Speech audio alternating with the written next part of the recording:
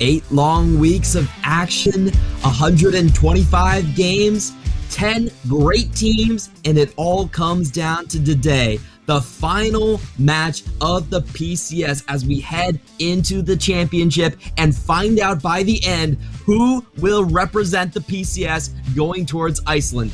I'm going to be your host and play-by-play for the day. My name is Clement Chu, and with me is the ever-so-handsome Calvin Lee. Welcome back to the PCS. Welcome to the finals. And Clement is back to the same introduction. However, it is going to be Beyond Gaming taking on the Titans of PCS PSG Talon. This is a rematch from 2 days ago. Last time it didn't go well for Beyond Gaming. However, this time Beyond Gaming, after defeating GCASH, let's see if they have any tricks up their sleeve.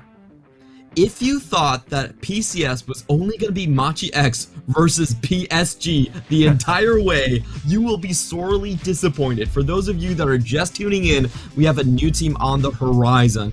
Beyond Gaming, which was owned by Dinter and pretty much formed of AHQ Fighter members, has had a tremendous debut split, going all the way from basically no expectations to right now in the finals with PSG. PCS in the past has been 2 splits of nothing but GCASH versus PSG in the finals, but finally today we have a change as Beyond Gaming was 1 auto attack away from losing the previous loser finals. Yeah, yesterday Game 5 was intense. Everything came down to that 1 auto attack, and things could have changed. It could have been back to the good old GCASH versus PSG that we know, but no, that 1 auto attack means that today we get a new contender. We have someone completely new, and we have 5 new players in this finals against the Titans PSG, and it's a big challenge for them. But like I said yesterday, if they have any new picks, if they have any strategy hidden, for when them go to Iceland or whatever, right? Or for even split 2, just throw them out at PSG. Use today as a test. Catch PSG off guard.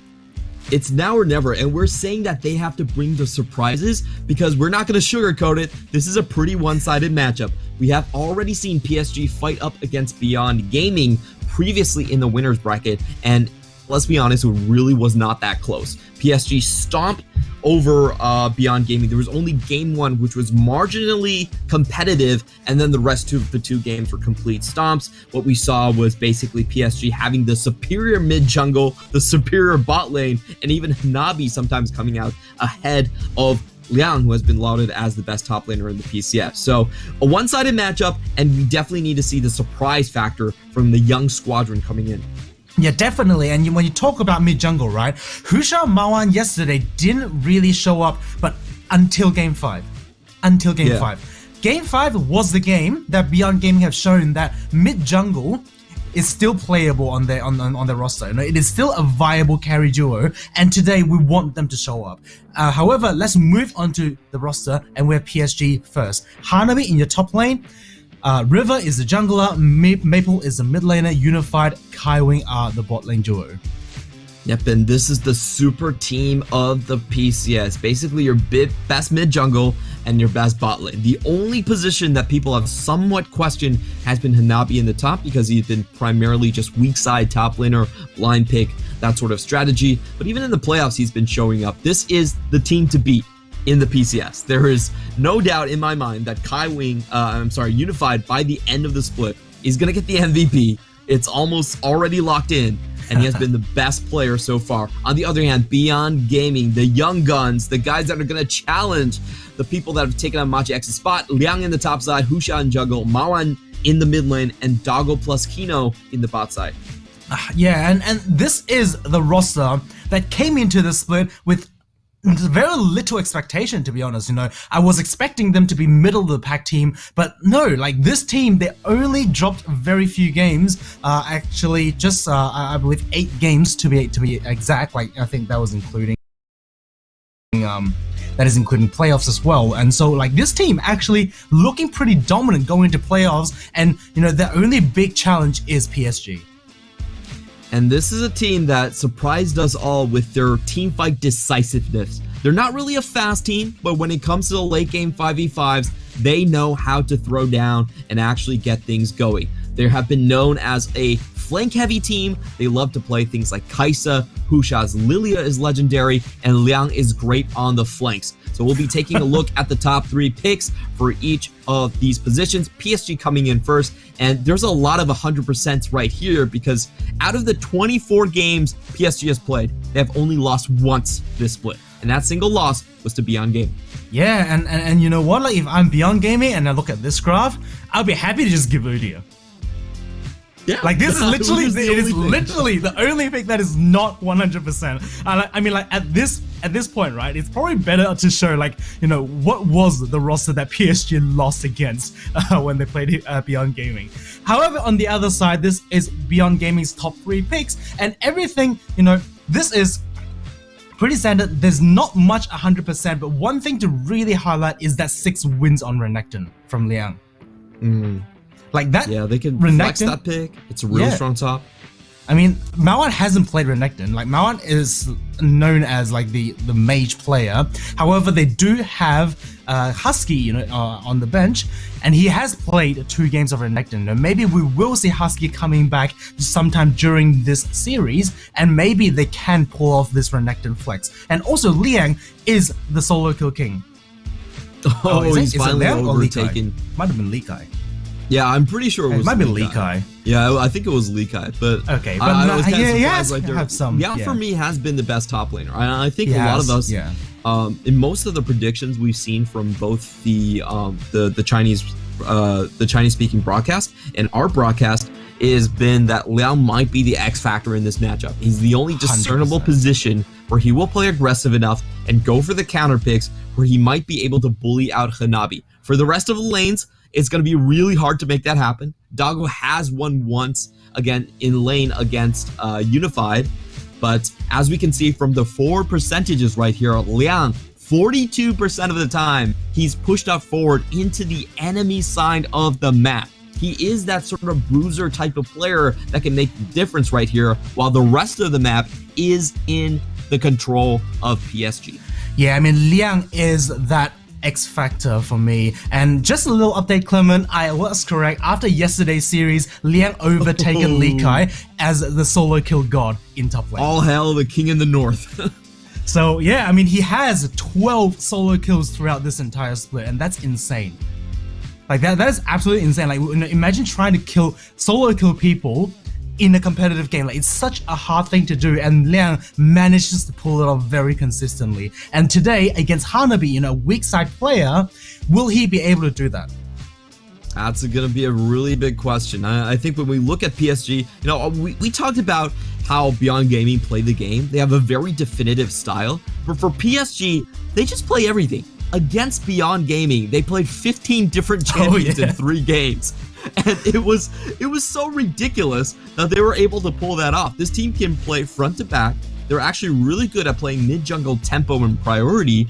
And they can also play some wonky stuff. Like we saw the Jhin come out from Unified. We saw the Senna come out from him. It's not really possible to ban this team out. And you can say they have a definitive style in that they play weak side top. But other than that, they can master any composition.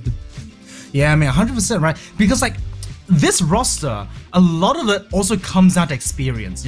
All 5 players have been in the scene for multiple years, and they have accumulated so much experience from playing in different meta that they are capable of just handling every single roster that their coach has given to them. And let's get into the picks and ban phase, and immediately you see PSG banning away that 100% win rate Renekton. Beyond Gaming is that team that actually favors the Renekton versus Gnar matchup. They will go into that willingly, and they've had great success in terms of their tower dive. So a lot of teams have been banning that away. In the meantime, PSG also taking away the Tahm Kench here. Beyond Gaming on their side going to throw the Thresh ban plus the Sylas in. So far the junglers are wide open, and we could really see the blue side first pick go over towards Hecarim. That has kind of been the go-to strategy for everyone else in the major regions. We're going to see if River is going to fancy that choice. But to be honest, I don't really like River on Hecarim. I think so far he's only played one game with Hecarim. He is known as the aggressive jungler. You know, you want to put him on aggressive picks like the Olaf, like Udyr, like Nidalee, you know, champions that can invade the enemy jungle. As we can see in the forward percentage just like a few minutes ago, you know, River just always looks to invade, but PSG is going to start off with the drafting phase with a first pick Kai'Sa. You know, this is just such a strong champion. It's Doggle's most played champion, it's Unified's most played champion. It's just such a strong all-round AD carry. And it's a champion that can snowball incredibly hard. We've seen PSG versus Beyond Gaming.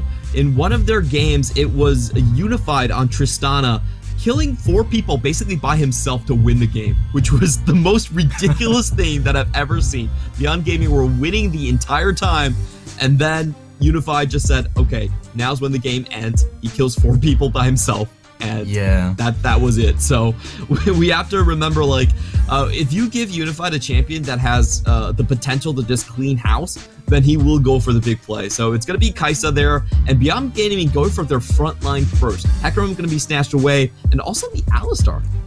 You know, this Alistar is a little curious because Kino, he also have the pocket pick set, right? He also have Rel, that's his most played champion. But this Alistar is kind of telling me that Doggo might want to go for his signature Samira. Oh. This is something that, you know, that synergizes really well with both Alistar and Hecarim. You know, Hecarim with the fear and with the knockback, all of these champions can proc Samira's passive very easily. So, you know, if that really does go through, then we might see some explosive bot side actions happening. And PSG going to round off the jungler with Volibear. And this is just a very strong matchup. You know, for Volibear in the early game, he's probably going to press the attack, and he is going to invade this Hecarim. Hecarim, I think the only chance for him to actually match up against Volibear is probably to take the Ignite. But other than that, Volibear outdamages Hecarim like pretty massively in the early game, and with that, he will be able to snowball pretty easily. So we'll watch this matchup in the early game. So PSG have a really strong bot side fighting core right here. A lot of hard crowd control, and Beyond Gaming not going to go for the Samira necessarily, going to go for the Tristana instead. Still a pretty strong kill combination, but also gives them a little bit more wave shoving ability and some more late game, insurance. Not exactly the explosive bot lane we wanted to see, but oh well, Tristana's pretty good as well. Beyond Gaming going to ban away the Akali. She's been red hot so far. You don't want that to go in the hands of Maple whatsoever. Yeah, I mean, and PSG is just focusing on Mao Ann's control mages. It's Maple's Akali that's being banned, and like that's just a given by now. I think, you know, you have to ban Maple's Akali, you have to ban Maple's Silas. He's just so good on these two champions, not necessarily in killing people, but more so that, you know, he poses such a big threat, and he uses the genre so well that he buys so much time against enemy when he's behind enemy lines. And Beyond Gaming, I think that the Tristana pick is still very solid because Tristana is one of those champions that's one of those AD carries that's not really scared of Leona. You can always buffer the rocket jump as soon as Leona uses Zenith Blade or the Solar Flare. So, you know, it's just a more standard AD carry compared to Samira. Samira is more of like all or nothing. And Tristana just gives more safety in general. Zoe is also going to get banned. I don't think Maple has played it. Actually, no, Maple has played 2 games with Zoe. So, you know, maybe, yeah, Beyond Gaming is probably just looking at an immobile mage because Zoe is really good at dealing against immobile mages. They don't want PSG to snowball on them, and we have to mention that so far Maple has played double the amount of champions that Mao Ann has. That's the reason that he's by and far the best mid laner in the PCS, because his champion pool is just so damn wide. He can play anything, and we're seeing that he's forcing 3 bans by himself away from Beyond Gaming just to deal with them. Beyond Gaming is going to lock in the Victor. Looks like a very standard sort of kite front and back sort of team. While on the other hand, PSG is going to go for the Gnar. It's a very standard pick going in for Hanabi. Very difficult to counter. And also, if they lock in this Azir, this would be Maple's so far most played champion at 8 games and actually 11 games so far. Yeah. Ooh. Yeah. And with an spicy. 8 KDA, so very, very strong. He's also going, flashing the Ahri, but I don't think that's going to be locked in, and we have the Azir instead. Yeah, oh, I want Liang on an aggressive matchup. I know it is Volibear. Volibear makes aggressive matchup very hard to play in the top lane. However, I want him to go on and carry. I want him to go on a split pusher, you know. Something like a Jace, something like, actually Camille was banned. You can also go something like an Aatrox, you know, something aggressive. We have seen Aurelios being selected against the Gnar. Too. Jax is one of those old matchups. It is going to be the Jace. You called it. Really nice one here. So yeah, I mean, Jace is just such a strong pick. You know, you've got a lot of kill potential on the Gnar. To the skies will slow the Gnar even if he hops away. So, you know, and you can just chase him down. Like Jace, I think he should go face rush in this game. So, you know, he can walk away from Volibear and he can also catch up to Gnar. And couple that with Hecarim, that poses a huge dive potential. Alright, so we have the 10 champions locked in. Can you sort of walk me through these compositions and what they're trying to accomplish here?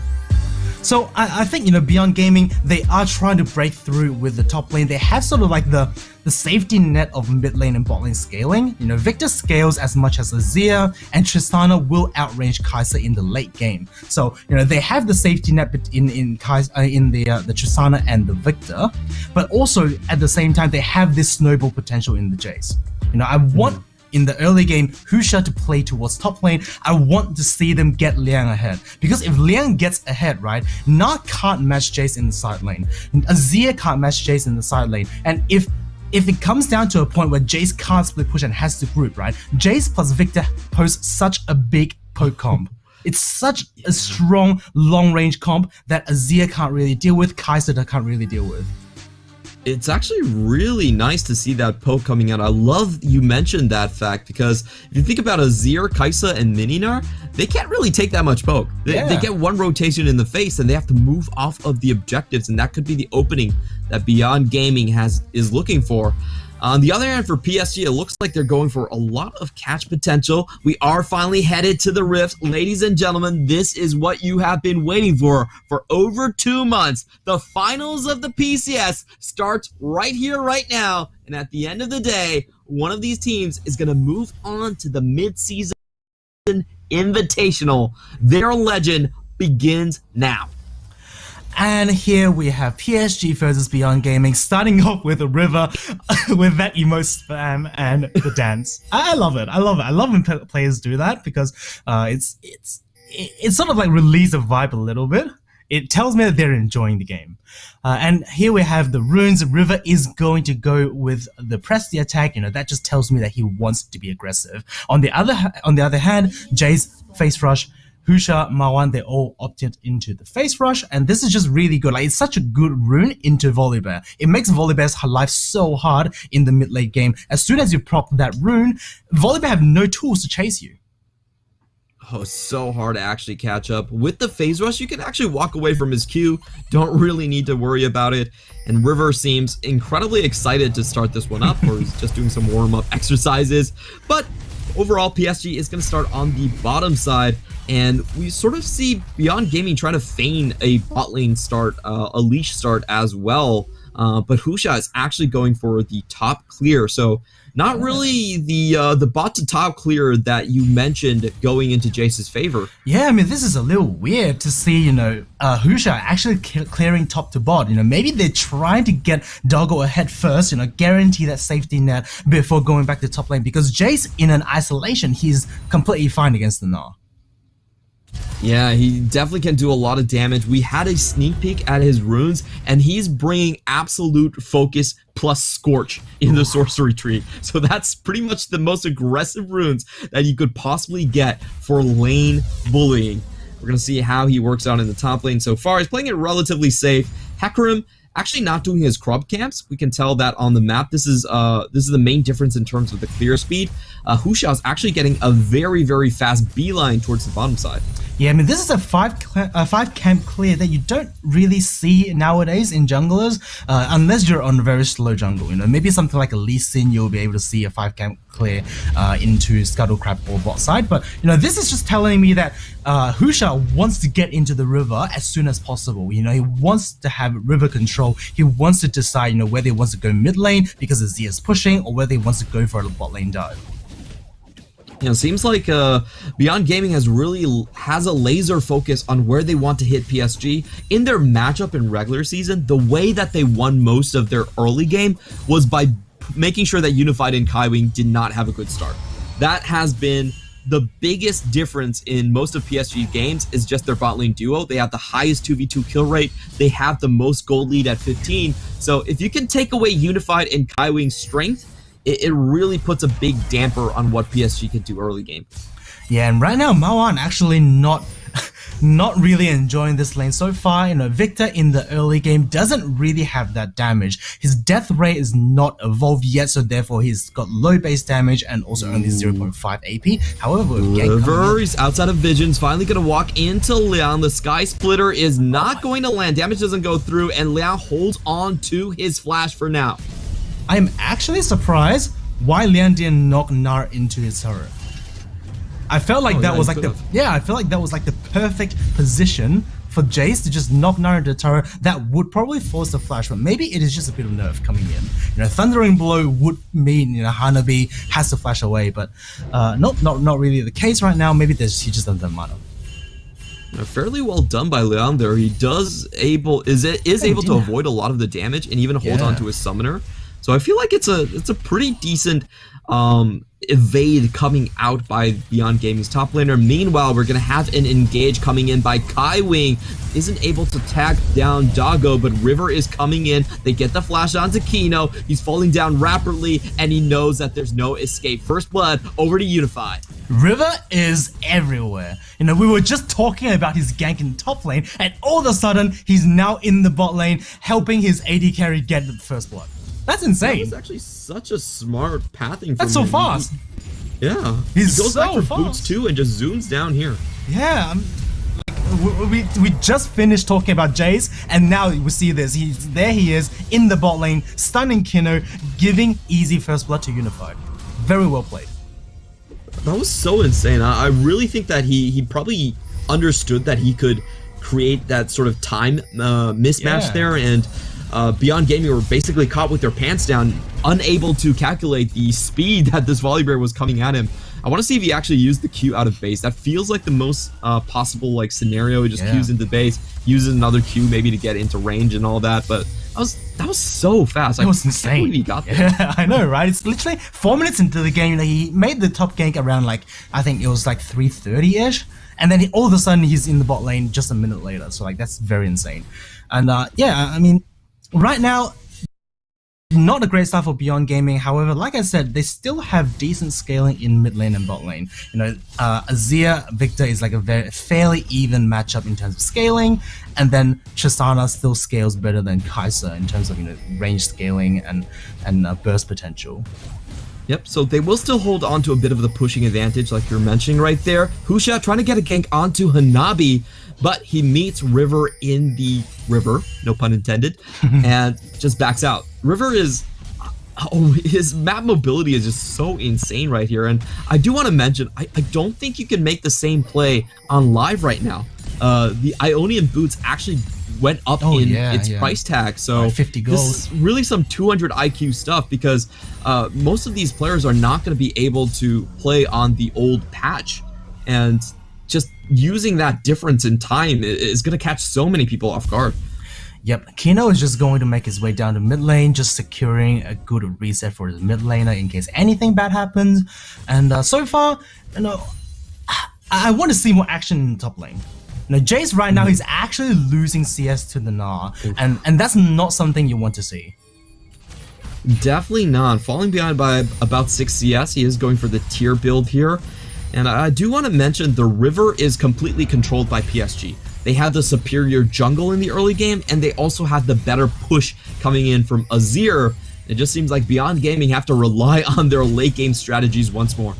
Yeah, 100%, because Beyond Gaming, we all know this team have that 30-minute activation condition. This team, when you get them a lead in the early game, they don't actually do a lot. They have to wait for that 30-minute mark, and then all of a sudden they just activate it. Last time yesterday we see them on Renekton and Akali, and things weren't looking great for them, and all of a sudden 30-minute mark hit, and with an early mid-game comp rather, they somehow just popped off in the late game.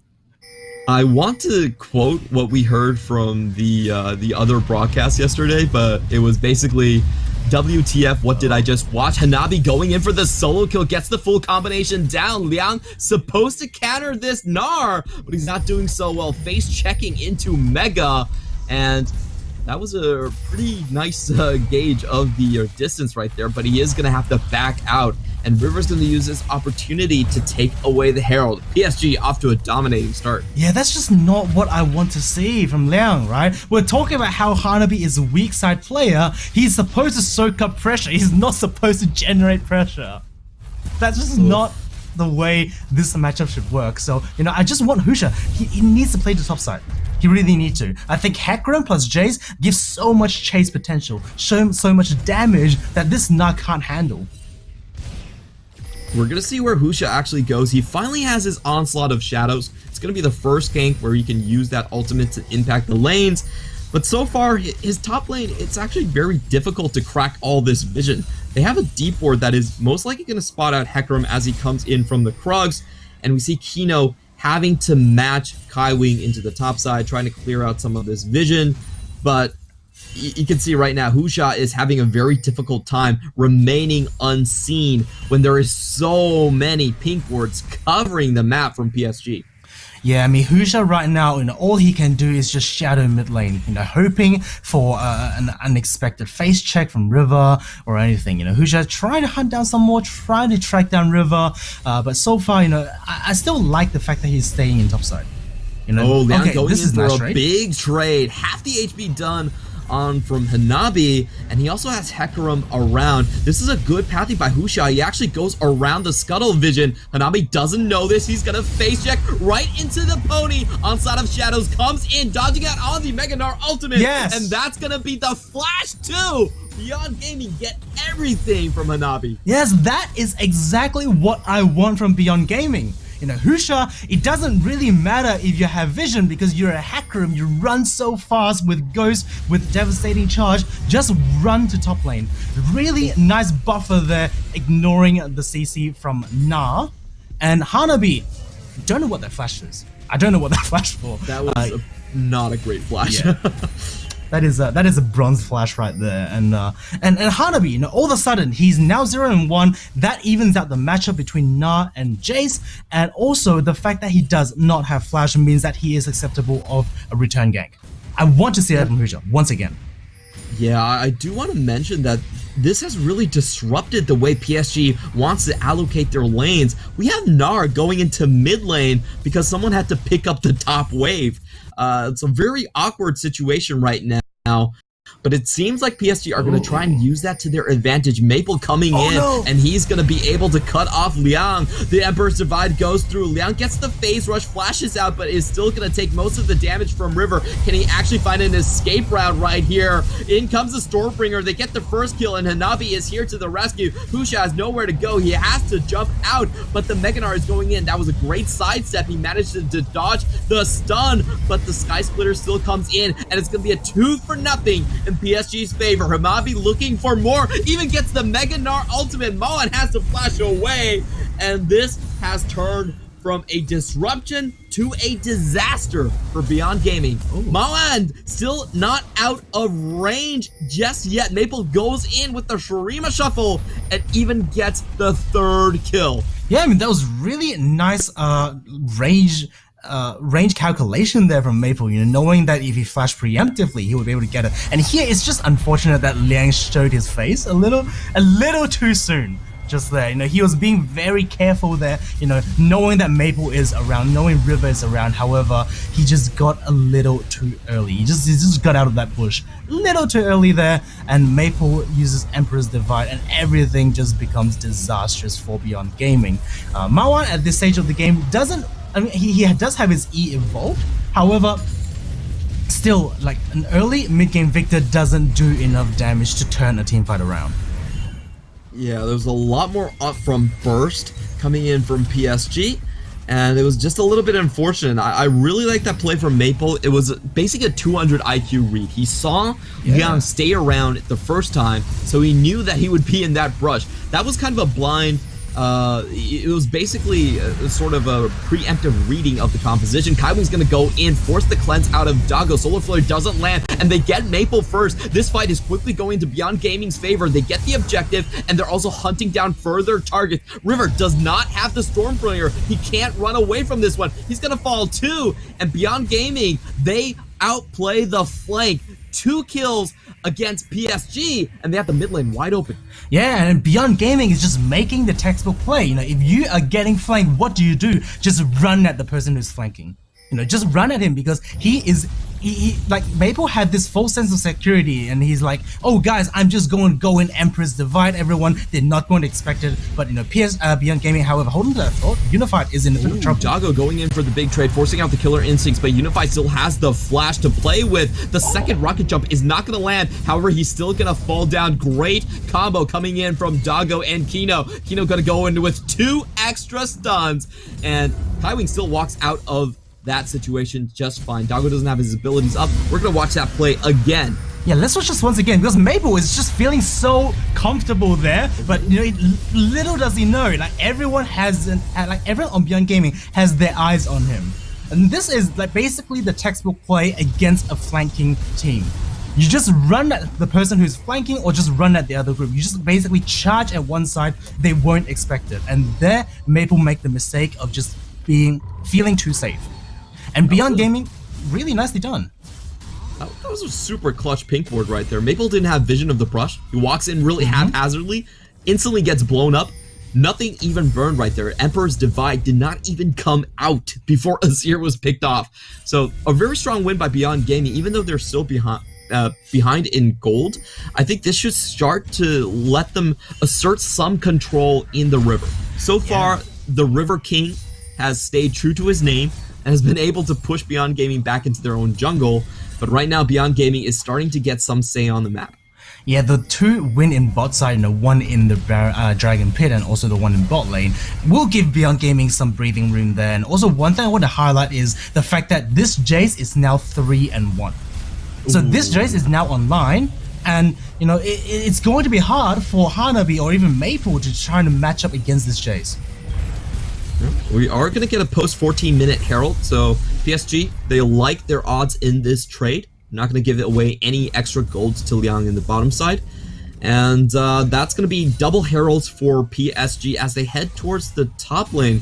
It's kind of interesting to see River come here with the Herald so early on, but everyone is there in rotation. See Hanabi popping the Stride Breaker plus the Mega Gnar, getting the damage advantage over Liang in this early phases of the trade. It's going to be Eclipse versus the Stride Breaker. Hanabi going in for more, but missing the abilities. Liang still willing to fight this one out. This is a solo fight. No one is coming to the rescue from either side, but Maoan dies off screen, instantly just popped. I think it was Kaiwing with the Solar Flare, able to catch out the mid laner there.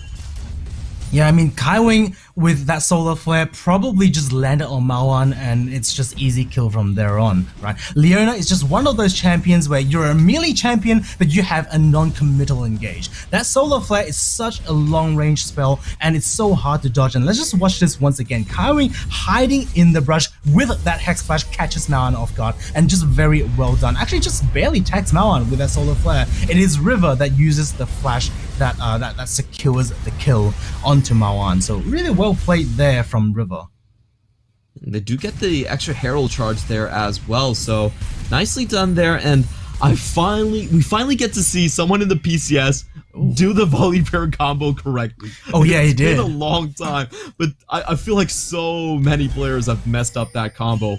Using the Stormbringer to actually hit the Sky Splitter is something that just not a lot of jungles have been able to do correctly. Yeah, I mean, Volibear have quite a bit of like hidden combo within his kit, right? You've got the Stormbringer that can like allow you to basically guarantee hitting the Sky Splitter, and also I believe Stormbringer also resets your Q because it counts as like a self CC, and it sort of resets your cooldown because that is his Q's passive.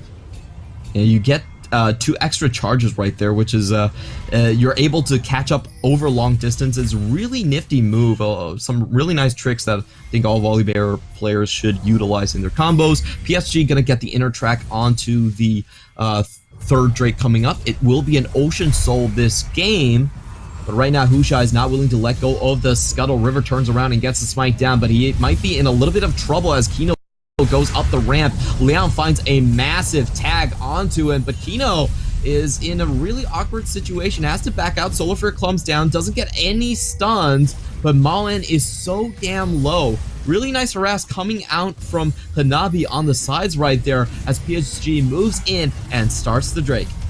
Yeah, and PSG is very happy to be in the Dragon Pit, whereas Beyond Gaming, they just want to look for poke. Just use your long range. To find the damage, he gets unified, and that's a 3-man knockback on Hanabi into the backline. They get Hecarim straight off the bat. River going in, but he's a little bit exposed right here. Liang has to flash away from Hanabi, and Beyond Gaming scattered to the wind. They lose one member, they lose the objective, and PSG is chasing them all down. We see the Eclipse proc by Liang, but he has nowhere to go. Has to jump back in, and Maple plus Hanabi pick up the kill. So it's a 2-0 in favor of PSG. Yeah, and that was a massive engage from Hanabi, and let's just watch this again, because I think Beyond Gaming just not playing this correctly. They have Jace, they have Victor, all they have to do is utilize the zone control. Just give this dragon and take the fight afterwards. I don't like the fact that Husha is just burning his ultimate, trying to steal dragon, you know. He should have been using it to gain space for his team, and therefore they will be able to play out the fight. Beyond PSG, you know, noticing that Beyond Gaming is just stepping a little too far up to their territory, Hanabi with that massive Gnarl and basically seals Beyond Gaming's fate in this fight. That was sick from Hanabi right there. He actually goes into a Vision Dark spot before he does the jump over the wall, and it's an instant transformation into the Mega Gnar ultimate. So that's one of the combos that you always have to remember. Gnar can use his ultimate mid-air if he's about to transform. It really saves on the frames you have to use there, saves on the casting time. Really nicely done by Hanabi to pull that one off. He got a triple, not even a double. It was a 3-man from the backline scoop. Yeah, and we talked about that Jace was being 3-1 and looking unstoppable, but look at Maple. 5-1-2 and almost 10 CS, actually 9 CS per minute. Beyond Gaming were close once in this game. They were 4 for 4, but after that big team fight, ooh, PSG have just, you know, they're so far ahead at this point. It just feels like Beyond Gaming, they need way too many rotations from Liang to actually level the playing field right now. They need to still scale up. The damage difference is very apparent. Yeah, and also interesting to see that Maple is opting for the DPS build. He's not going for the burst build, you know, that you see in Luden's Echo, in the Sorcerer's Boots. Like, even if, you know, they have Victor, they have Tristana, you know, squishy champions, he's still opting for that DPS build. You know, he's going for the Leandries, he's going for the Zerkus Greaves, and this means that he is going to do so much damage against frontline champions like the like Kino's Alsa, like Husha's Hecarim. Yeah, it's a pretty curious build coming out right here. Like, honestly, I feel like even Luden's could be fine, but he's looking for max DPS and also just really good damage against legendary monsters here. We are going to see Hanabi coming in from the flank. Strikebreaker doesn't land, but they get some good damage down. Solar Flare going through, doesn't find the stun either, and Kino is able to walk out without even using the Unbreakable Will. That's a kind of a rare miss coming in from PSG.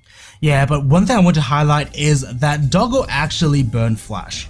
So what that means is PSG can now start Baron, and they can turn on Doggo pretty easily. Someone's gonna have to face check this, and Maple is the one actually trying to play keep away here. He has the Emperor's Divide to close up the ramp. Kino's gonna be the first one coming in. Hanabi's already transformed to Mega Gnar, and Maple in the backline finding a solo kill against Mao, and Beyond Gaming are on the run right here. Liang not able to find the last kill onto River. Kino somehow stays alive, and the fight is on. Husha has to go forward. Doggo trying to do as much damage as he possibly can, but he can't take down anyone. Finally gets the first kill and the reset. Kino somehow stays alive through all of this. Massive player. Maple going in once more. Tons of damage being dealt. but Doggo really the hero of the fight. Holding down, it's a double two-man knockup. Maple goes down once more, but Doggo is also killed by Unified. Less than 200 HP on these 80 carries by the end of it, but Unified makes sure that PSG comes out ahead.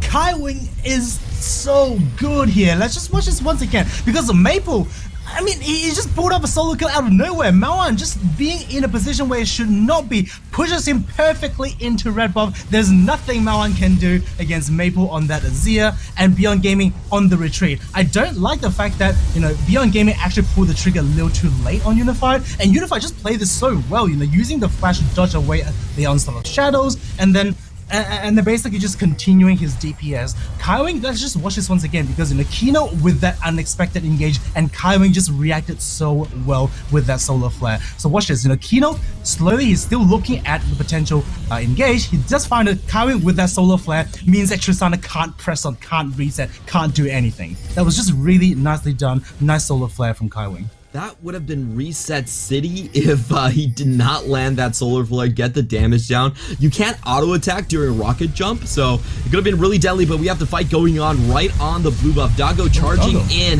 and that's going to be a big target. River tries to get the kill. He gets the plasma stack down, and Unified finds the carry in the backline. Double kill for Maple as well. Liang tries to go in. He finally does get one back, and Maoan is dealing lots of DPS right now. He flashes forward, finds another kill. It's going to be doubles for both of these mid laners, actually a triple kill for Maple, but at the end of the day, they have one extra member standing.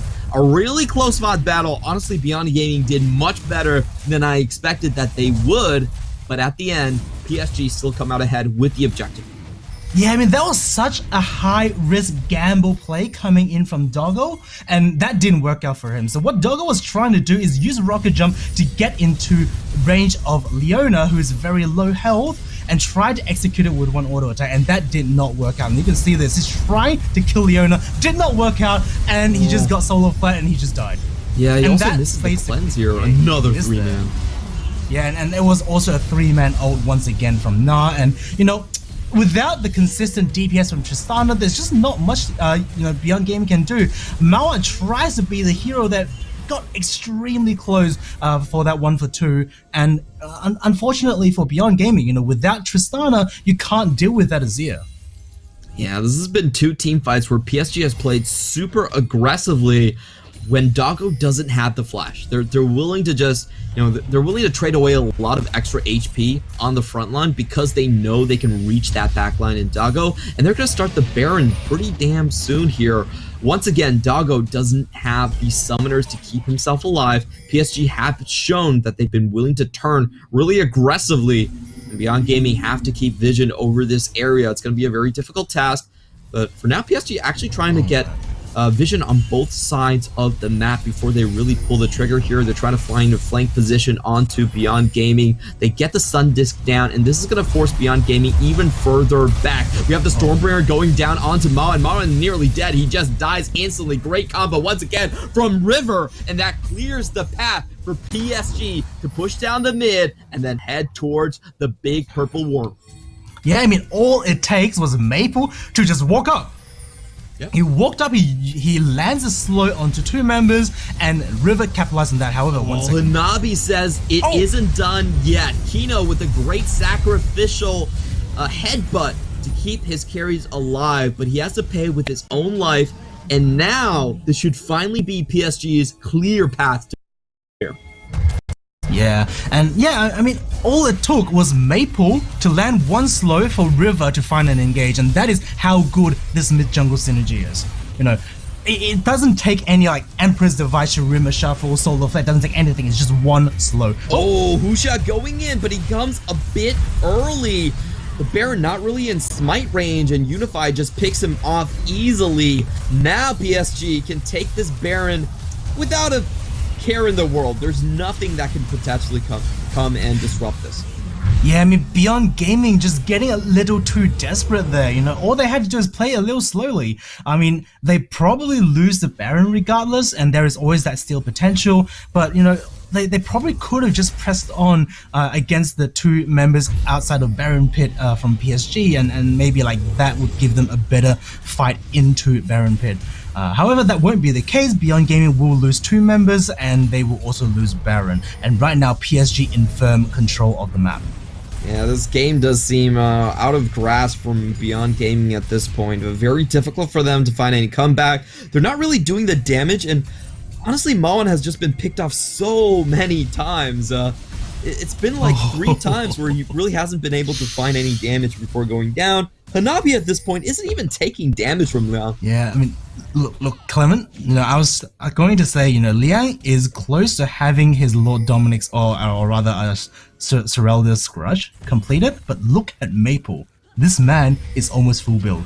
He's got 4 items completed, and everyone else on the map, even Tristana, even Kaiser, only has 3.5 items completed. This man is unstoppable. I want to see a damage check here. I'm pretty sure he can chunk through Kino in like 3 seconds flat. Oh, this is insane. When Azir gets to this point, ahead of the curve of everyone, like, who can deal with him? He's got such good zone control. He's got such good range and such good DPS. It just takes perfect execution for Beyond Gaming to reach him. That's kind of crazy that we're gonna have I'm pretty sure that's 400 AP on Maple this early on into the game. His build is also pretty interesting. He actually did not go for the Nashor's Tooth, instead just going for kind of this is kind of the maximum poke damage you can get. Like, once you get a poke down, there's a lot of ticks going through, and the burn is really, really powerful at this point. PSG just seem like they can close this game out whichever way they choose. They're really biding their time, but they don't spot Hushot. They find him just now. Hushot is going to go in onto the back line, gets a charge onto Unify, but that's not really enough. A double knockup on the other side, and down goes Maoan once again. There's really no chance of fighting here. Strikebreaker comes in, forces out the summoners from Dagos. Emperor's Divide gets one back. That's a great insect going in, and Dago outside of the stasis dies instantly. PSG don't lose a single member, and the base is wide open. They're going to be able to close this one down before the 30-minute mark if they hurry up right now. Only 2 frontliners left on Beyond Gaming, no DPS whatsoever, and congratulations to PSG for taking down that game 1 in stride. Yeah, I mean, if Beyond Gaming pops off after 30 minutes, what do? Finish the game at 25 minutes, 59 seconds. That was a 29-minute finish. It was very methodical, and honestly, it's so refreshing to see a PCS team understand some of the advanced macro concepts. The way they played around Baron should be the standard way everyone plays around the Baron pit for every team in the PCS. Yeah, that's for sure, because PCS struggles with Baron. A lot of teams just throw their lead at Baron, and we've seen it multiple times yesterday, and like throughout this entire playoffs run. And PSG just showing us the textbook, the way you should play Baron. Every single time they have people guarding Baron, they have people stopping players from getting into the pit. They have the sort of like the damage threshold to where they stop, and then they just bait Husha to try and steal, and they just turn on Husha. Really perfect textbook gameplay from PSG. They've killed so many of Beyond Gaming members just baiting around Baron over and over again. That was so beautiful to see right there. And I think a lot of teams don't do this enough. They don't do the proper setup where you push in first, make sure the enemy has to face check through multiple bushes. You get their pink wards, you get their blue trinkets, and then you finally strike. So that's kind of a detailed step-by-step process on how you should do that play. Really good stuff coming out from PSG. And I also want to give credit to just the volley bear combo coming out from River. I mean, that's beautiful. It was so nice because the way he used it is he would use the Q to run up and then use the Stormbringer, which meant that the Buster Shot actually could not interrupt the stun coming in onto Malan. And that was critical in finding those mid lane engages, and why Victor died so many times before getting anything done. Yeah, I mean, Victor, like, he needs space, right? And the way like this comp generates space is through snowballing. They need a lot of damage. They need Victor to be like even or ahead of the curve. They need Jace to be even or ahead of the curve, and that did not happen for Beyond Gaming. They had an okay showing, in the mid game, but that's all. PSG is in firm control from the get-go. River with that double gank in top lane and into bot lane, that was just beautiful gameplay there. Beautiful game knowledge. and I gotta say, it really feels like regular season Hanabi and playoff Hanabi are two different people. Like, I did not expect Hanabi to be able to hold his lane that well against Jace. Like, Husha's pathing at first is also a little bit weird. We didn't really see the charge into topside, and PSG just snowballed so hard from Liang overstaying in his own lane. Great read by Maple to catch him out right there. And, you know, there's only that one single blemish where Beyond Gaming found a winning team fight with that early kill against Maple. Happened around the 11-minute mark. But after that, PSG just won every single fight. Yeah, and I just want to say the game time is definitely not 30-07. That is definitely not the case because, yeah, I mean, the Nexus exploded around like 29:58 or something. But yeah, I mean, PSG able to close out the game before Beyond Gaming reaching their late game, and that is basically, you know, how you play against this team, because Beyond Gaming just one of those teams that's not so active in the mid game, and you know, if PSG is able to just continuously just punish them for their inactiveness, then Beyond Gaming, they need to change something with their basic game style. Like, with their game plan has to change. Yeah, what do you want to see change coming out from Beyond Gaming, though? I mean, this game, it felt like this was a composition they were comfortable with. They got Liang the counter matchup like we were mentioning. He's supposed to be the X factor and punish the only point that is actually punishable on PSG, but none of it really worked, and Maple still comes out ahead with a massive scoreline, 10 kills and 32% of the team's damage with the MVP. Whew. Yeah, I mean, 32% damage, that's just insane. And given that, you know, he is going for that DPS Azir into all squishy, right? Like, he's not going for the burst. Like, if he's imagine, like, if this man actually opted into Luden's Echo into Sorcerer's Boots, he's probably doing something like 35, 36, maybe even close to 40% of his team's damage. Like, that's how insane, how fed this man was. He's 4 items when everyone was 2, 3 items.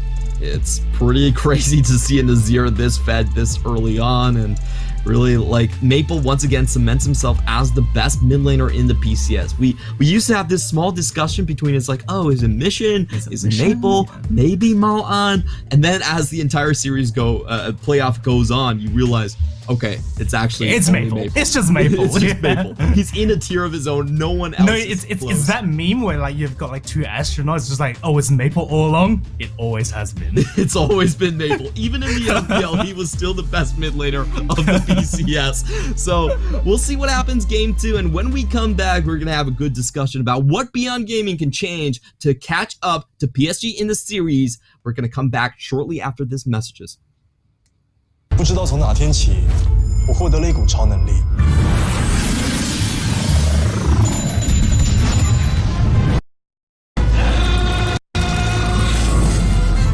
其实，这不是超能力，我只是办了。中国信托英雄联盟卡多款卡面任你选，最高享10%现金回馈，也想拥有这些英雄被动技，现在就去办，再送神秘英雄礼。We are family.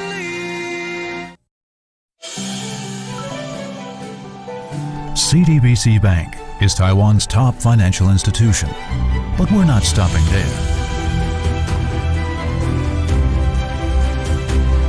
We're crafting an international brand and already have over 260 outlets in 14 countries. We are by your side, ready to embrace the future.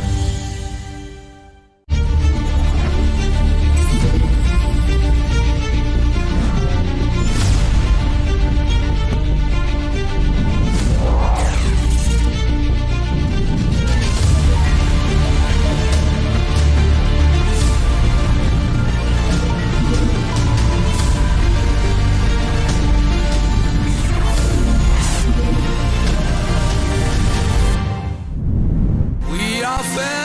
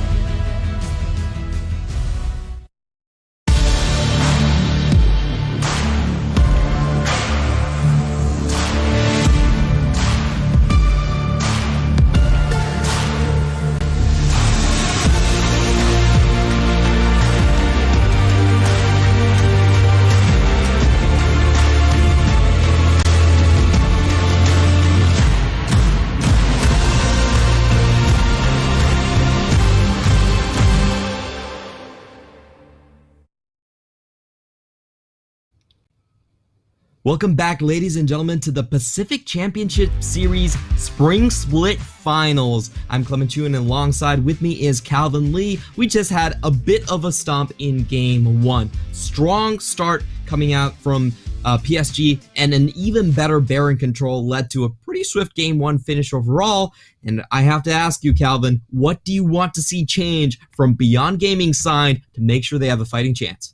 I think firstly, I want to see Beyond Gaming on blue side because like looking at their comp, right, looking at their roster, their mid laner, their AD carry, they play for scaling, so it doesn't really matter that they are going to, like, it doesn't really matter what side they're on, they don't really need the counter pick, they just need the scaling pick.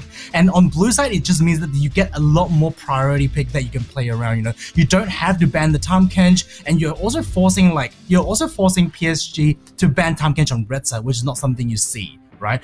I want them to like go on something more scaling, like Tahm Kench Senna, and then mid lane, you go on Azir, something like just go full scaling, and then you have the top jungle going full aggressive. Because that is PSG's weak side. That is PSG's weak point right now. Hanabi, he has shown that he is acceptable to ganks. Husha, with that one gank, that evened out the matchup between Jace and Na, despite Jace falling behind early, and that that snowballed Jace to a 3-1 start. So I just want to see that from happening again. Okay, so go on the blue side, play for scaling, you don't really need to go red. What do you want to see as the first pick in that scenario? Because you're talking about, getting your champion picks in place first. What do you think they should prioritize here?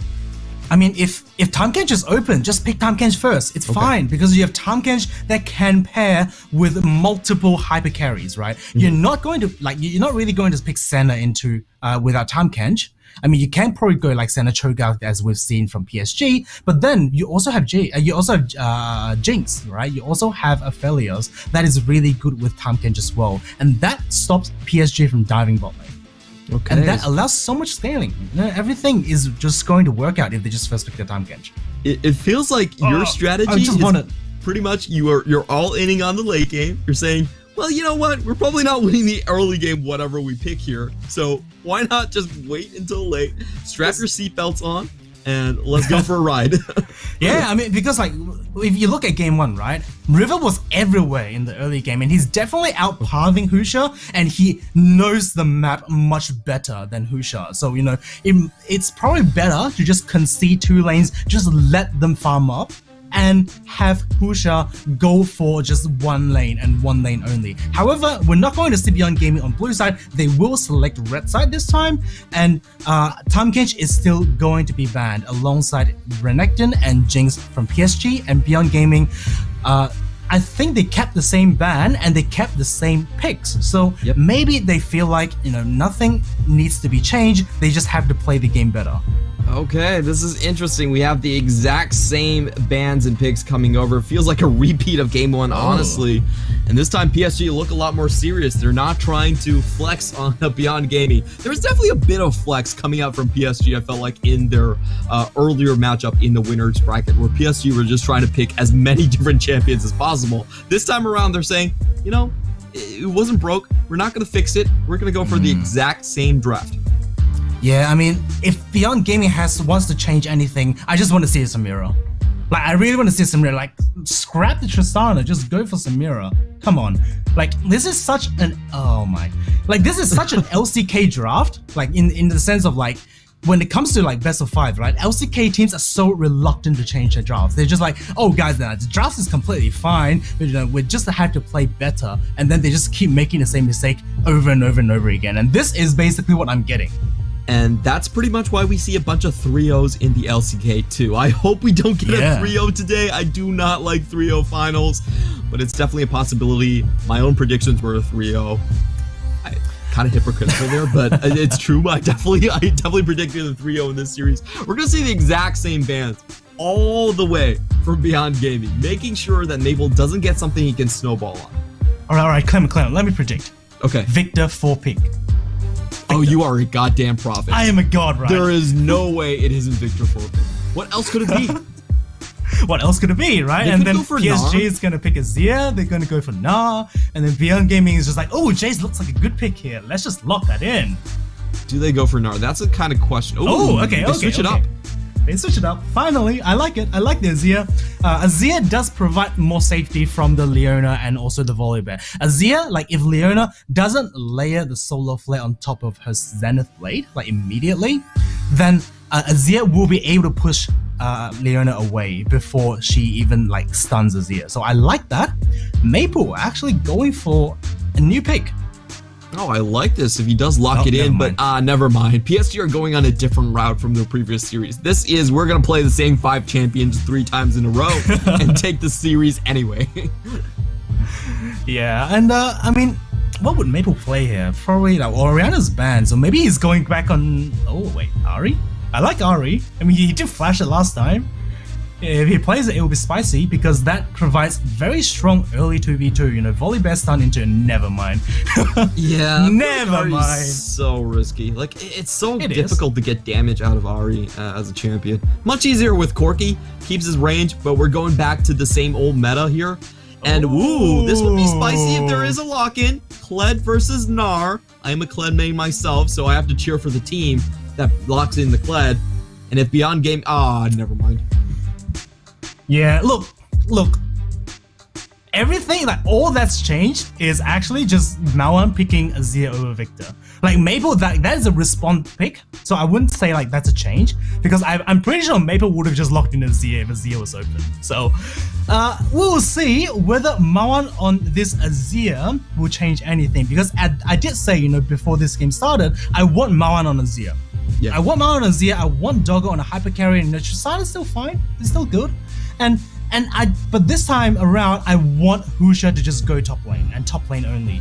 Get this Jace ahead and put this Gnar behind, and this Jace should be able to carry this fight. You know, Corki doesn't have the range. Kaiser doesn't have the range. One shot blast is going to take a quarter or even a third of the health if this Jace is fed enough. All right, we're gonna see if that actually happens. So the things we're looking for in game 2, Beyond Gaming, early game, Azir. At least he's gonna have push priority early against the Corki. And Husha, please go to top lane. It makes 0 sense to play a weak side Jace.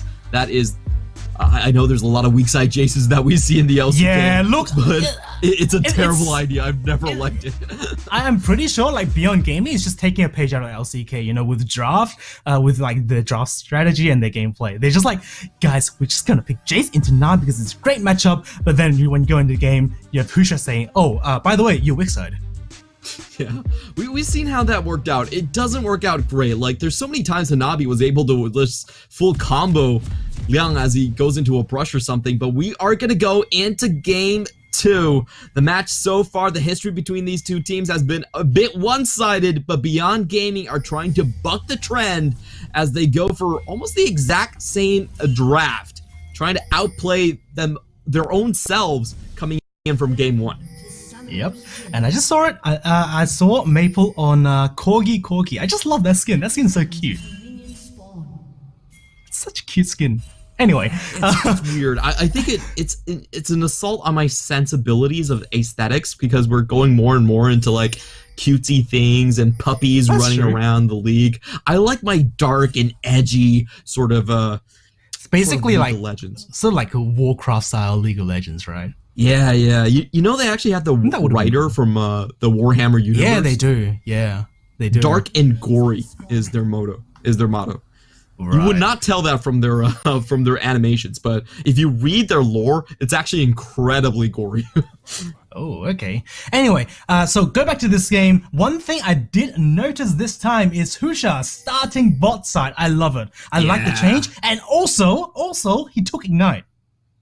So he wants to be aggressive early. I really want to see it because I said in game 1, you know, Hecarim, in order for this champion to beat Volibear, he needs to take Ignite. You know, I don't know whether it's like the coaches, you know, listening to our broadcast or what, but like, you know, I just like the change. I like that change. Yeah, they're gonna hire you next split, by the way. But first, we're gonna go into a bit of a look into the top side. Liang doesn't actually catch out Hanabi as he goes back into the lane, and we are gonna see an instant level 1 trade. Doggo and Unified both losing about the same amount of HP early on here, but Unified does have the the better shove coming into this one. They will be able to hit level 2 first, and Kai Wing is giving them no quarter, going in once more. Unified heavy trading again, and they are going to push this early level 2 advantage to the utmost potential. Yeah, one thing I just want to highlight is Doggo's playstyle. Like I think I criticized him this yesterday as well. He's kind of reluctant to fight back. You know, when Kai Wing used his Zenith Blade, when Unified walks up, right? After everything is done, hang on, hold on. Oh, River gonna come in for a level 3 gank really early on. Mawan has to flash, but he still might not get away. Will the red buff be applied? There we go. Maple is chasing very close on his heels. Husha still waiting around the corner. And PSG read the trap. They know that this Hecarim should be right around that corner, hiding in the brush with an ignite, so they back off. Yeah, I mean, really nice gank there from River, you know, identifying that Azir is still level 2, he does not have the shifting sands to go back to safety. So really nicely done there, forcing out the flash, and that should make Corki's life easier in mid lane. And let me just go back to the bot lane point, I just don't want to leave things untouched. Doggo, like, he's so reluctant to fight because, like, Unified and Kai Wing does not have any spells after using Zenith Blade. Never mind. He's not going to go in for a pretty heavy trade right here. He still does have that Ignite advantage, and he is level 4 over level 3. Throughout that gank, I do have to mention River fell about 2 camps behind.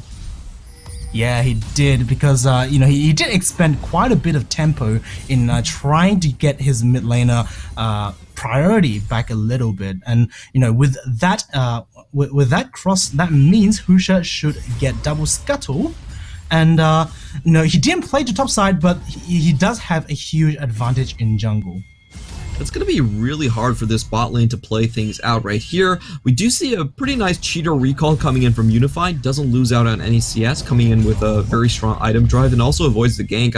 I love when players utilize small recalls like that. Meanwhile, top lane, Hanabi once more doing really well in lane. He's actually holding his own perfectly, Liang not being able to get any advantages despite going for a super aggressive setup. Yeah, and I just don't know how Liang always loses this matchup, I mean, this series, right? So far, out of 2 games, he's falling behind early, and I don't like this from a Jace because obviously he have range advantage in cannon form, and he had the damage advantage. You know, this is one of those matchups where you just have to continuously go aggressive. If you don't go aggressive, Na is going to poke you down with the boomerang, and slowly but surely you're just going to lose like this. So I don't like this. I want Liang to go aggressive.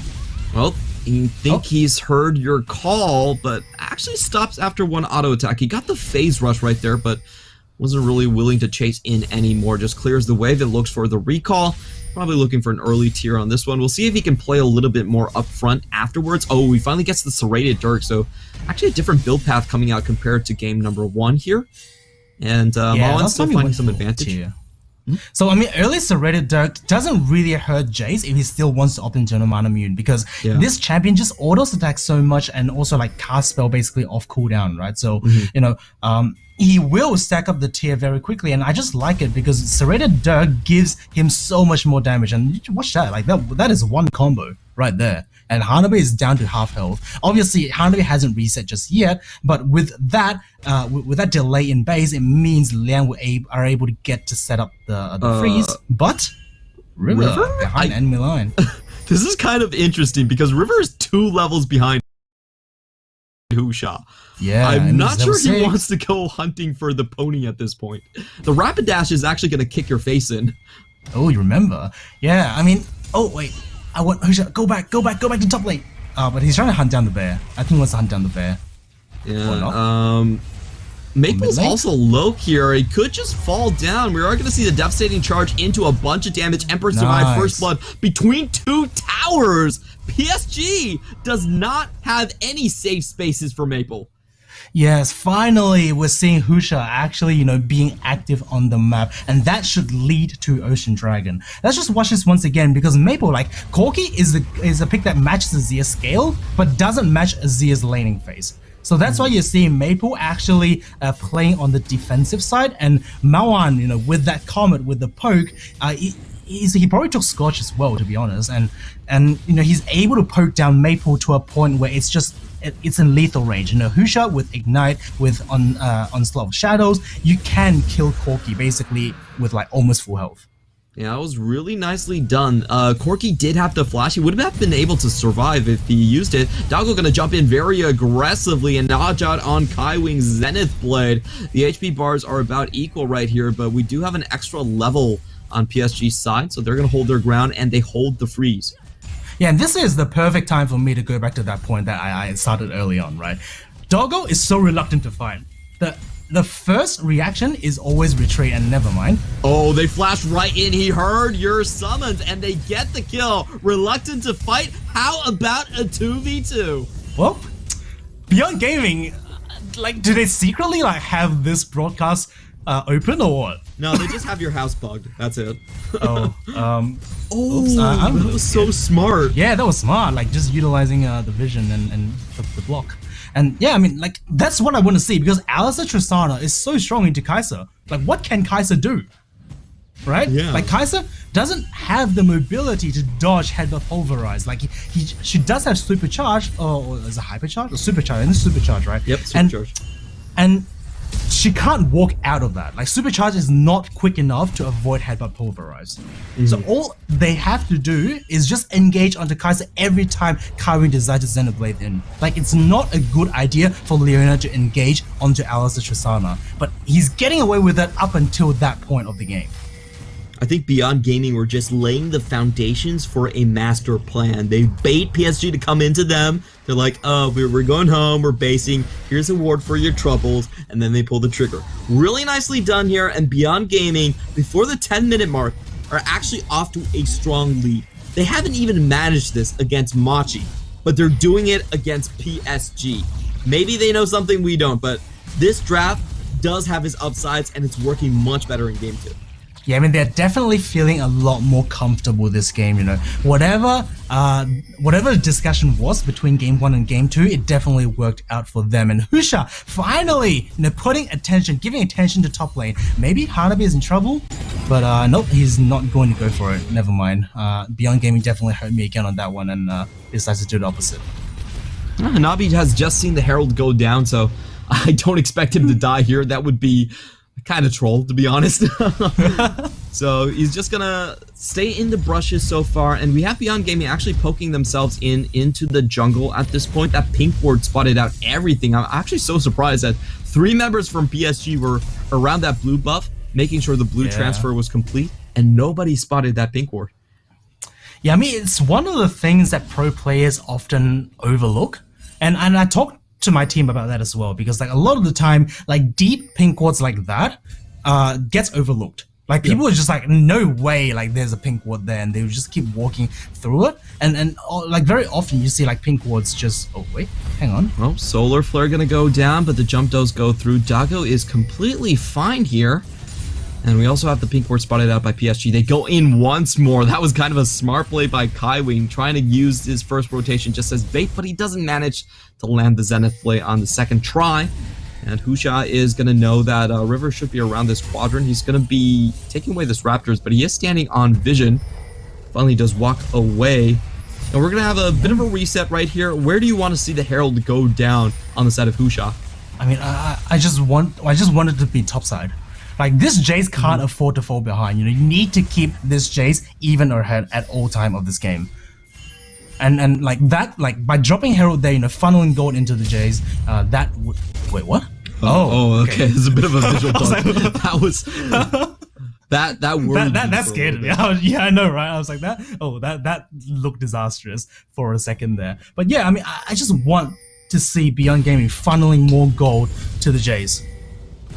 Alright, we're going to see if Liang can avoid this one. He's going to quickly accelerate gate himself out of there. Actually just uses the transformation for extra movement speed.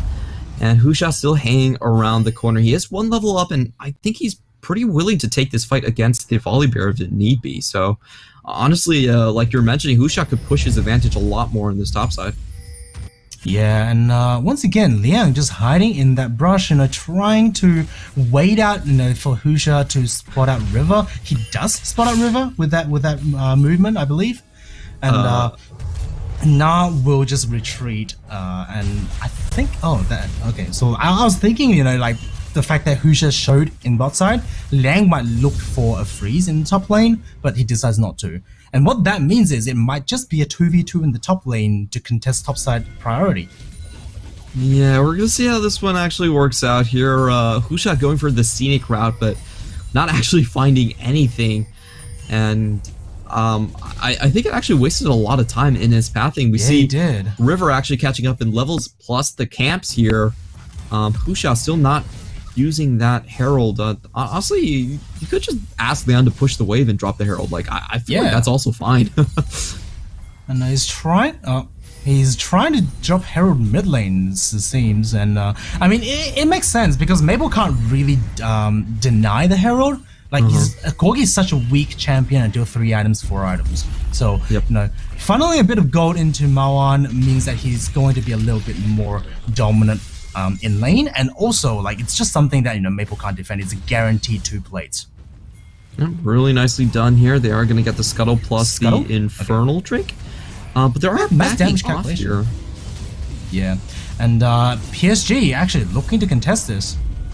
Alright, we're going to see the teleport is going to come in a little bit earlier from Hanabi. Liang also using his Kaiwing, trying to find the flank right here. A bit of damage from Maple, and Hecarim does get the objective, but we see the Stormbringer in. It's a 2-man knockback. Maoan still dies, though. We get the reset from Dago, and they find a beautiful kill onto the backline snipe. Unified still trying to go strong. Hanabi does not have Mega Gnar, but he's about to get there. Hops forward, forces the Buster Shot, and Dago has to flash away. Oh, that's a 4-man big one. A lot of damage, and the building finds the target. The poke is coming through for PSG.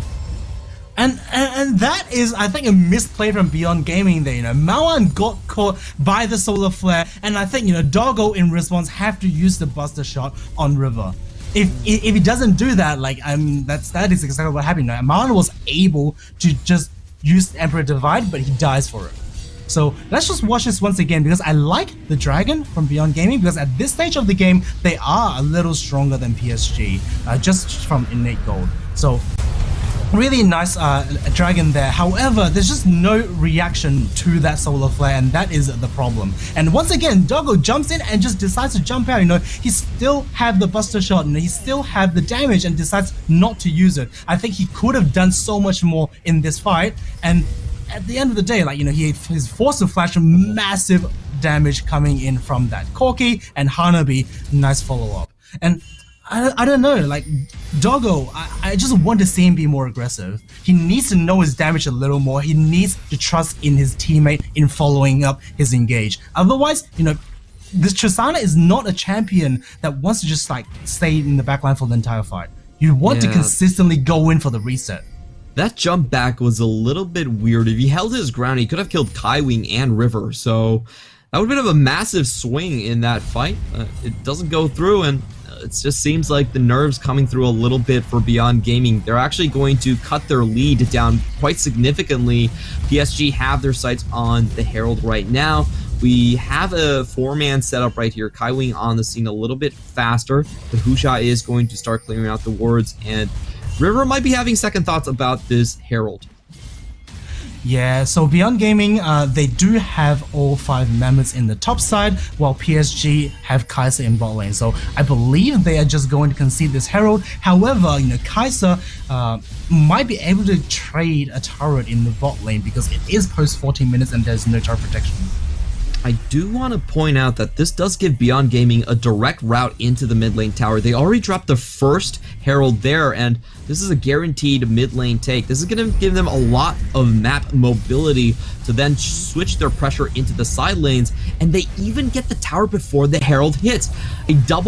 Essentially a double Herald charge coming in here. This is massively in favor of Beyond Gaming, as with the explosive cast, they take all the mid lane towers. That was definitely a worthwhile trade.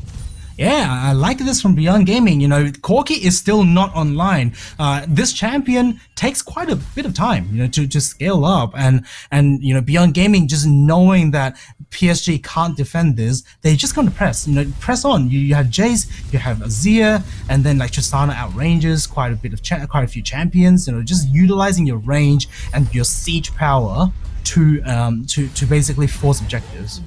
Was really beautifully done. The poke was hitting left and right. Wave clear wasn't enough for PSG, and this also just means that Beyond Gaming can just push mid and go to the side lanes. It's almost impossible to react for PSG at this point. They're going to be struggling to actually find places to farm with that mid lane so wide open. Yeah, and I mean, what that means is PSG just have to consider mid lane priority. They have to play towards the side lane for now. A Dragon is coming up in 1 minute, so you know, we're seeing that Hanabi is starting to roam down to mid lane, you know, off every single wave, and PSG just telling us that, you know, they want to contest the next Dragon. All right, we'll see if PSG can actually do it.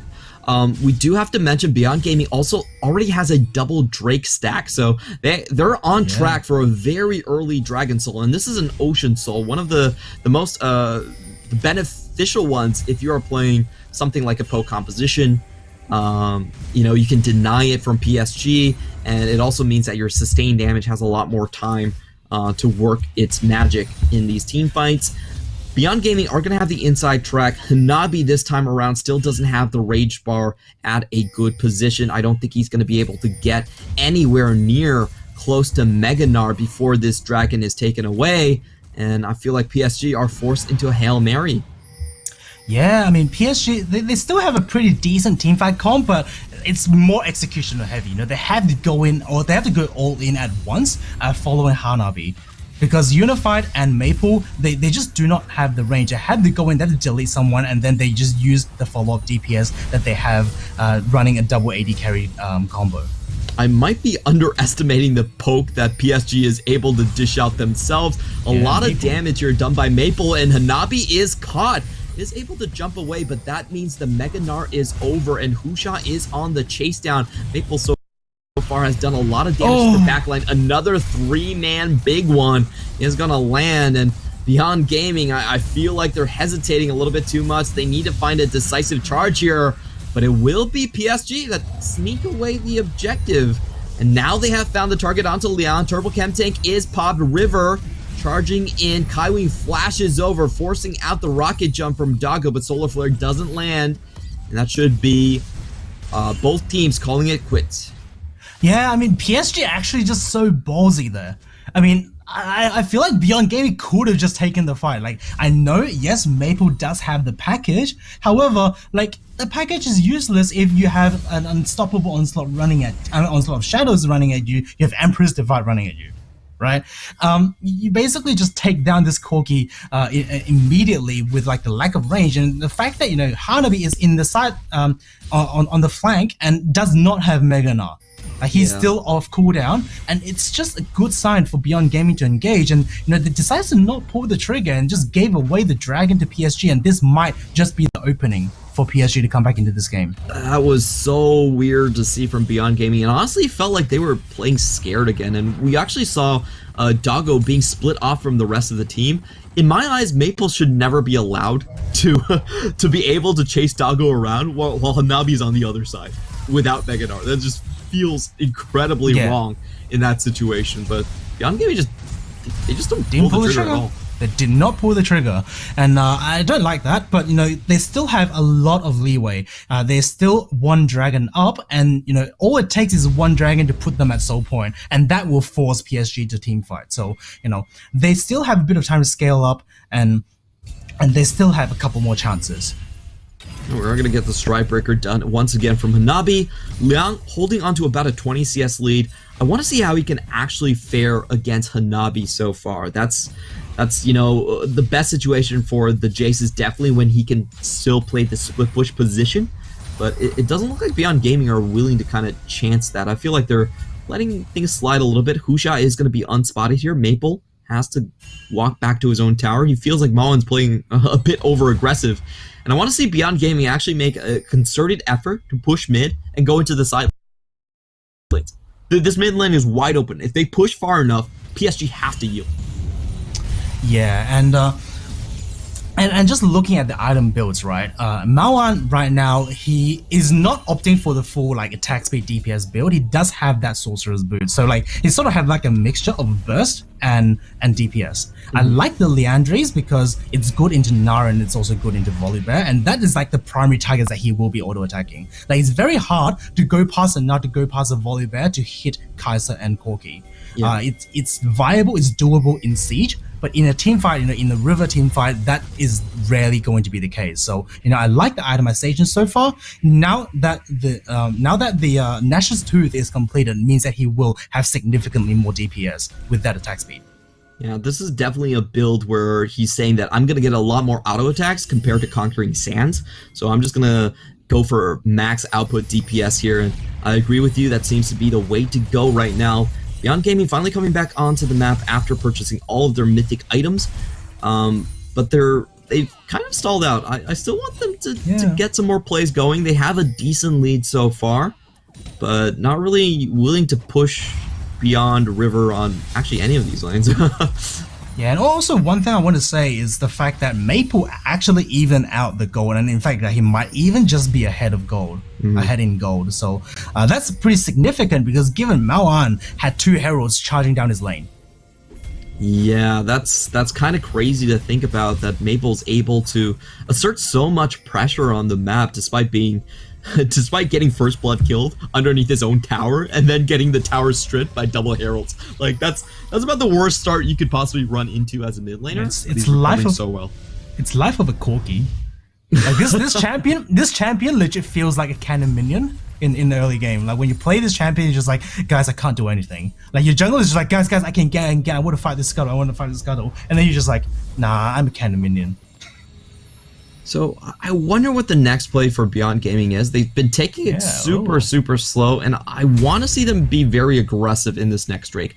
Like if you think about the third Drake, they could have had Dragon Soul at this point. So just feels like Maple actually taking the package really early. He took the package when Dragon is still at 40 seconds. That means after Dragon spawn, he has 20 seconds to use this package. The package only lasts for a minute. So if Beyond Gaming is able to stall out that package duration, they will have a huge advantage. However, Hanabi is in a really good flank spot.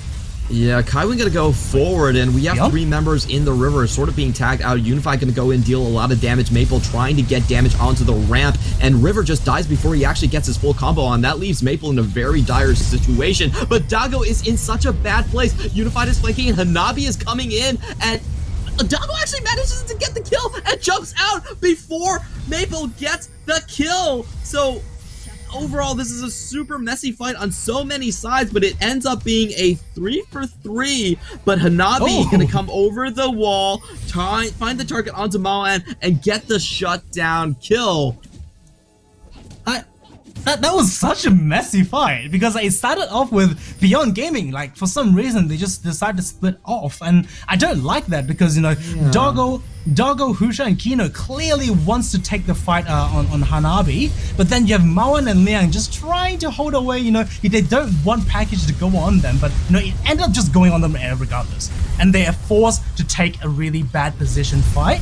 And the head of Pulverize actually misses as well, and that puts Unified in safety, and that further separates the fight. And the Doggo is he died to the cross. That was a little unfortunate, yeah. And also like Maoan decides to take like the weird part because like people under desperation, like they always try to go back to the turret, but like if Maoan decides to just go towards like the dragon position, he would have got away. Yeah, he would not have been hit by the boomerang, and he would have just gotten away, and it would have been an even trade. So I don't know, like everything seems so separated that game, that fight. What started off as like a decent position for both teams ended up breaking into 2 parts and then breaking into 3 parts because Kino missed his headbutt Pulverize. I honestly can't tell what Beyond Gaming were trying to do in that fight. It felt like they put Doggo in the river, their main damage dealer in the river, and then Liang plus Maoan on the ramp. So was it a bait? I can't tell. I honestly don't know. But PSG, I think they had the right call there. It's just like, okay, you're gonna let us flank your AD carry. We're gonna go in for it. fine. Yeah, and I mean, right now, then PSG is now 2-2 in terms of Dragon, and I feel like they have the better Dragon. You know, Double Ocean, I mean, leading to like potentially a Quadra Ocean Soul is massive. It's insane. However, we're seeing a game pause.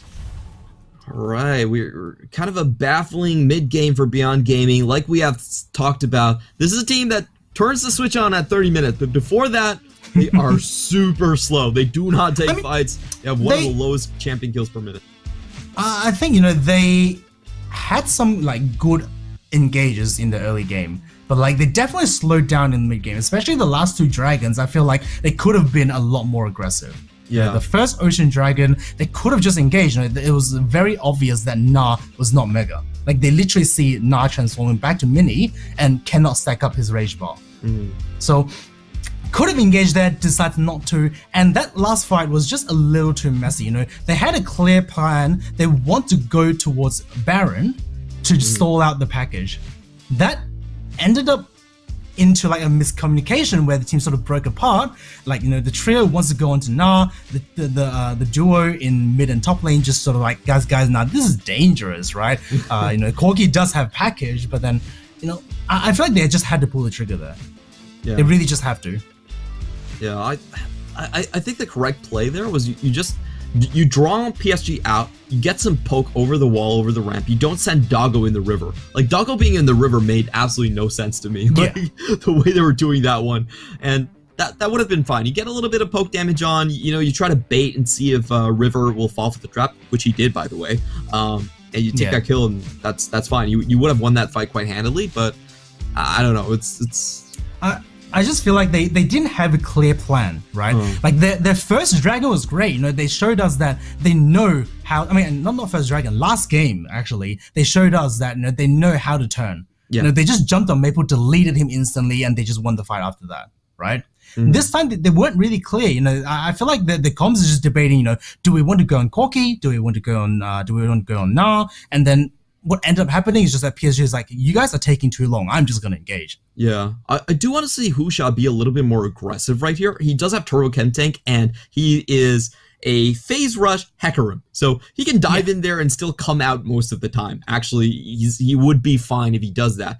And if you look at all of these fights, it is Hanabi actually coming in from the flank. It's actually very difficult for Hanabi to join the rest of the team if you all in the other side. You get a 5v4, you instantly go in.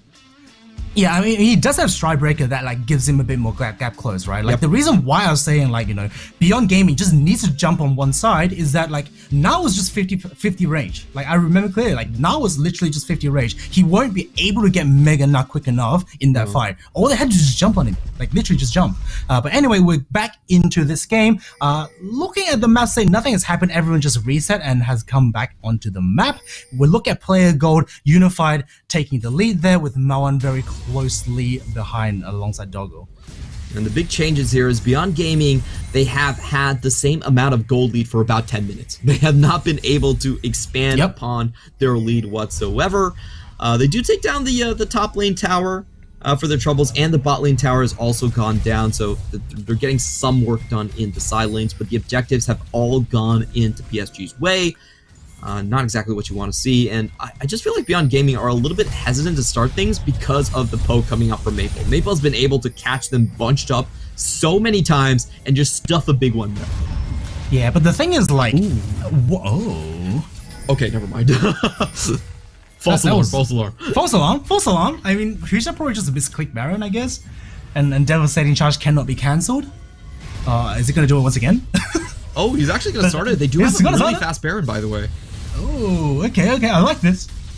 I like this plan because, you know, Beyond Gaming, there are... Oh, never mind. PSG, they spotted out. Blue Trinket goes down. Husha is below 30% HP. This is dangerous. That could be the go sign for PSG. PSG could just start this one. Yeah, because I feel like PSG... Oh, wait, no. PSG might not have vision on Hecarim there.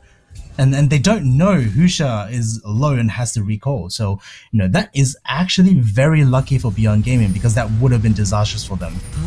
Does the pink... I'm pretty sure you still get vision with the blue trinket. Oh, wait, no. It would have been... Yeah, they had the blue trinket, so they would have had vision of Husha. So I don't know. Maybe they're just trying to play it slow as well. PSG does have double 80 carry, and Corki is now level 16 and 3 items, so he's definitely going to do a lot of damage in fights. I think they were just holding off on that one because of the massive item buys that they're coming in with. This is Rapid Fire Cannon and Randuin's Omen done on that last buy, so they're like, you know what, guys, we can rush this, but if we go back home right now and get our items, I'm actually much more comfortable about the next fight. So I'm a little confused, Clement, on why Maple decides to. Oh wait, they're trying this round 3. Oh, there we go. Beyond wait, they don't know. They don't know. Business. It's gone. They're not Wait, spotted. no, never mind. Hanabi's coming in, but he doesn't have the smite. And Husha, he's gonna get the Baron. Beyond Gaming, finally with an early sneak. Emperor's Divide used to disengage. Doggo has to flash away. Hanabi about to Mega Gnar, but he doesn't find the target just yet. Maple into the backline, instantly kills off Doggo. They get Maoan as well. That's all the carries up Beyond Gaming. This is turning into a disaster. They sneak the Baron, but nobody outside of Liang survives. Well, I mean, like before they started Baron, right? I was just saying, I don't know why Maple decides to take a package at this stage of the game, because Dragon was almost 2 minutes away, and Baron was like not even close, and I guess it worked out. That gave him that literally gave him the engaged power that he needs to just catch the entire Beyond Gaming. That was amazing. He basically had a no-fly zone in the backline of Beyond Gaming's composition. Mao An and Doggo, the 2 damage dealers, die instantly, and I'm just so impressed that PSG are able to catch up. If you look at the map right now, they're so far away from the members of Beyond Gaming, but somehow they get it. Yeah, it's a little weird because I kind of feel like if Beyond Gaming don't send all 3 people, but rather have like Tristana or something like stay in vision or in mid lane, like PSG doesn't seem like they know.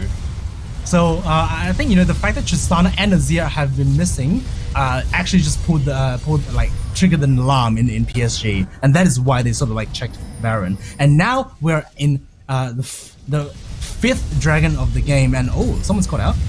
Kino trying to get a flank in, but Hanabi's gonna find him first. Husha almost falling down. Doggo and Maoan go over the wall. Doggo flashes up. Unified has a 1v1 in the backline. He's gonna win that one with some help coming in from Maple, and the front line collapses for Beyond Gaming. You have to run away right now. Double kill going over to Unified. Liang trying to hit one back. He does get that 1,000 gold bounty, but it's not enough to reverse the trend on the battlefield.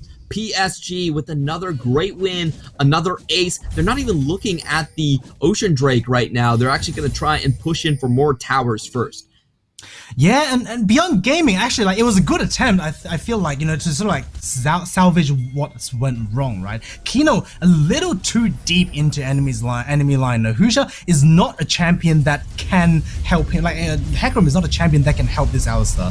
He's not actually that tanky, as you can see. Like, one Kaiser Q literally dealt 50%. And it was a very nice flank attempt from Doggo and Maoan. However, PSG just have so much damage. Unified have GA, he doesn't really care that he is 1v2 in the backline, and then Maple identifying that his AD carry need help, just threw a big one there, delete Tristana from the rift. Yeah, it was a really risky fight set up by Beyond Gaming, and they just don't find the flank. Husha has to burn his ultimate early just to get out, and then we see Jace, he doesn't have a great target. He uses a blast cone to go over the wall, and it's like, oh, I'm in melee range against a Mega Gnar. Okay, I'll try to get some stuff done. And PSG, once again, they overtake the gold lead. This entire game, Beyond Gaming has been nipping at the heels. They've been up ahead about 2,000 gold, but now it's PSG with the objective lead.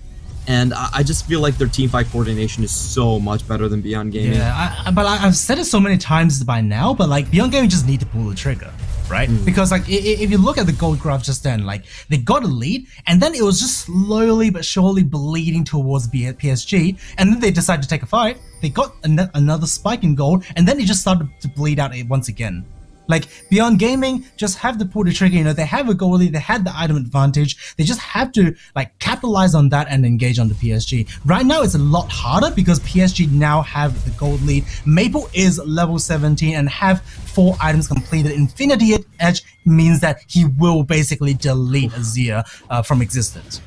Yeah, I feel like Beyond Gaming has sort of wasted their opportunity, and now they're in a really awkward spot here. Doggo doesn't have the IE, has to go for the GA next, and that's not really where you want to be. This is like the third and fourth items coming in from Doggo actually doesn't work well for him when he's going up 1v1 versus Unified.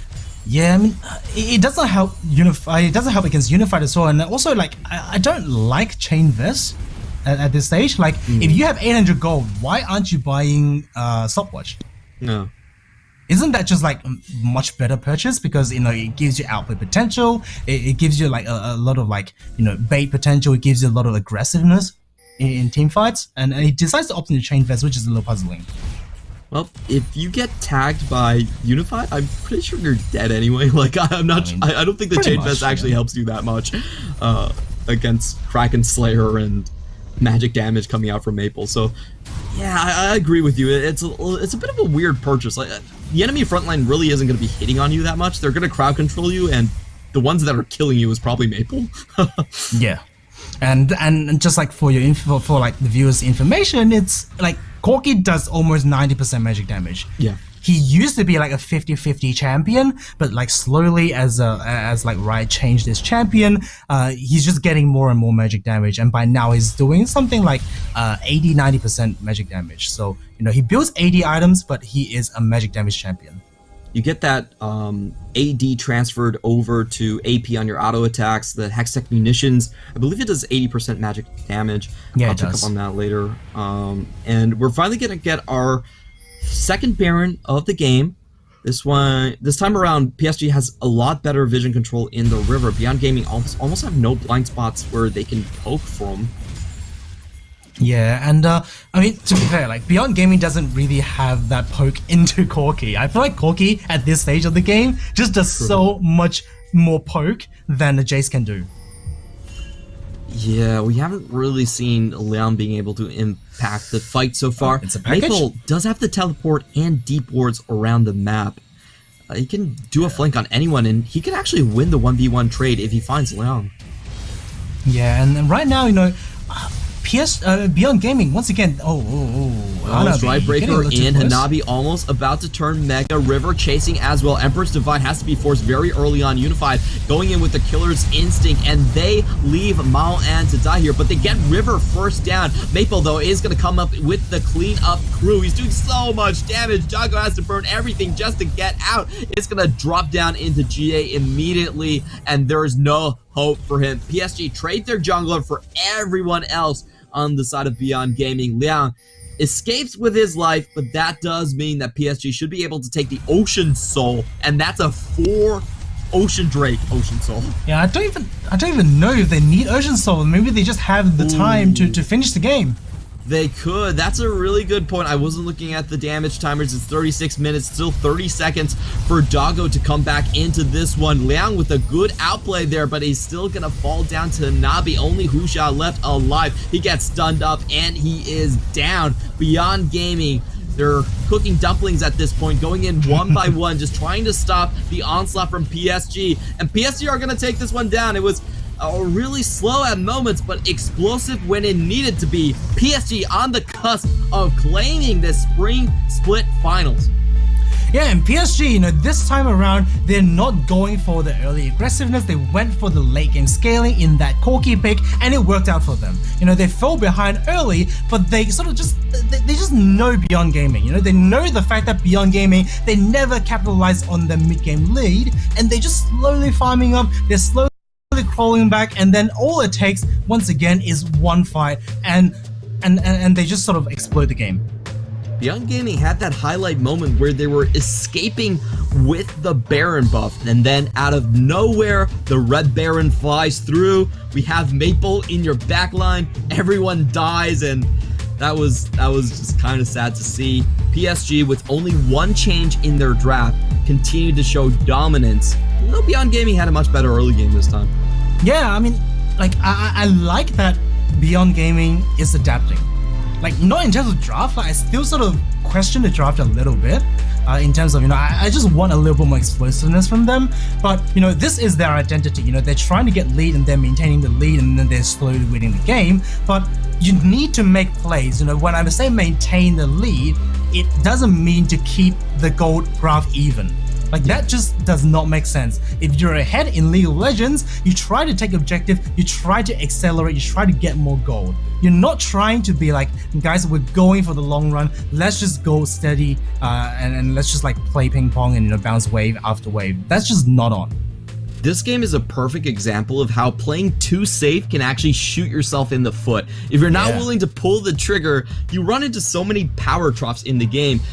During the mid game, like we saw Doggo's itemization. He had to go and drop into a Lord Dominic's Regard and then a Guardian's Angel. But the main damage that was targeted at him was actually Unified. And he's just like flying into the back. It's like, well, I'm just going to kill you because I have an item lead against squishy targets. And that was like, well, what are we going to do? We have to wait to 5 and 6 items? That's not really feasible at all. And I was and when you look at the itemizations from like everyone, I mean not really everyone, but like, you know, they're hyper carries, right? Zia, the Tristana, you know, they're opting for the Giant Slayer items. They opted for the Leandries, they opted for Lord Dominic's Regards. Like they're trying to play that late game front to back that can just never happen into a Corki. Corki, like Maple just played it so well, right? Like the big one consistently chunking 2 to 3 members on Beyond Gaming side, and like, what even do, right? When you're trying to engage with 50% health, that just doesn't work out. Yeah, they needed to minimize the time windows where Maple could actually lay down his artillery fire, and I just didn't see them go in. That was a little bit disappointing for me. Hopefully Beyond Gaming have learned their lesson so far going into Game 3. That was such a winnable game coming in from them. Yeah. But congratulations to PSG. They now are standing at the cusp of just sweeping this home 3-0 in very dominant fashion. Like, that game, I kind of lulled me into a false sense of time. It was actually a pretty long game. It was a 36-minute game, but because of how sparsed out the action was, I was like, oh, it's 25 minutes. Beyond Gaming still have a chance, and it's like, oh no, actually the game's over. No. Corki had 4 item, and like once Corki hit that 4 item power spike, like this champion like is not the same champion. Like, you know, Corki without 4 items and Corki at 4 items makes such a big difference. And look at that damage graph. Like, River doesn't even have to do anything. He just goes in, be a meatball, you know, stun someone, and Maple and Maple and Unified will just do the job. That was hilarious. Only 3,000 damage, even less than Kaiwing. But hey, doesn't matter. If I got the stun, I did my work. Okay, I got the Emperor's Divide. That's all you're gonna ask from the bear. Okay, that's the bare minimum. That's the bare minimum. Indeed. Gold difference. This was a 3,000 gold lead at 24 minutes for Beyond Gaming.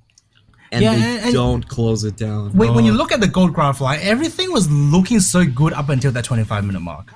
Obviously, I still criticize them for not exploding the gold lead, but you know, everything was going smoothly and towards like that power spike point. But like, once Beyond Gaming hit that power spike, they're not exploding. They're not exploding the gold lead, and so, that's going to Game 3. That's what they need to do. I feel like the difference here is I actually need to see Liang on something that can go in by himself. Like, Liang feels very different when he's playing Aatrox compared to when he's playing Jace. When he's playing Jace, I feel like the team actually really lacks his presence to kind of close out on fights and go in and just muck things up. But when he's on Jace, he just hangs back on a ramp. And that's not what Beyond Gaming need at this point. MVP gonna go to Hanabi, perfect KDA, 5-0 and 11, 80% kill participation. And I'm just so surprised, especially in that Baron pit fight. Gold. Yeah, that's kind of hilarious. How he was able to stick onto people. Like, with that strike break, he was all over the backline.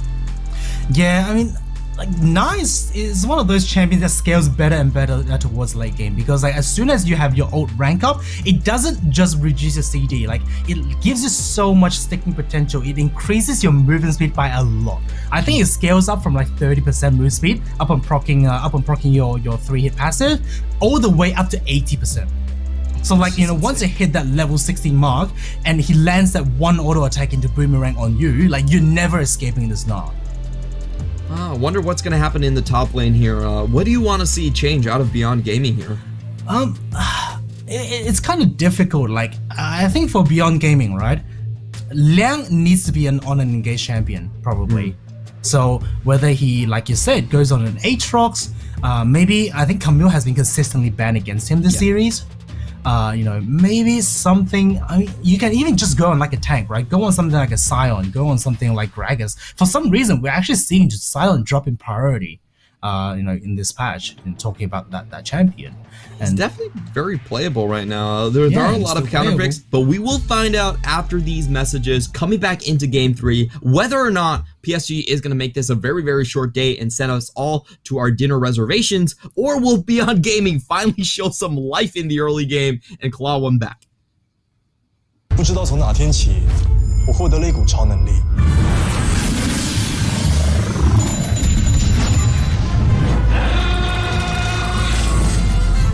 其实，这不是超能力，我只是办了。中国信托英雄联盟卡多款卡面任你选，最高享10%现金回馈，也想拥有这些英雄被动技，现在就去办，再送神秘英雄礼。We are family.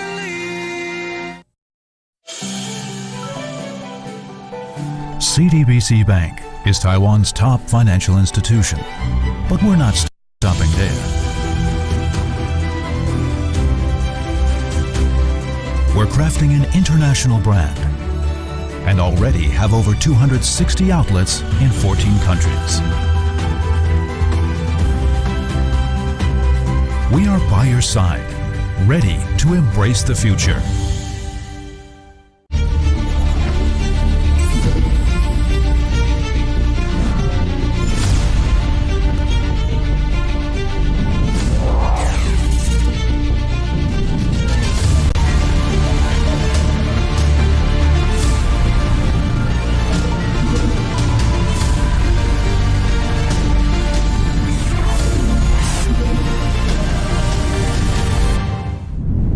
We are family.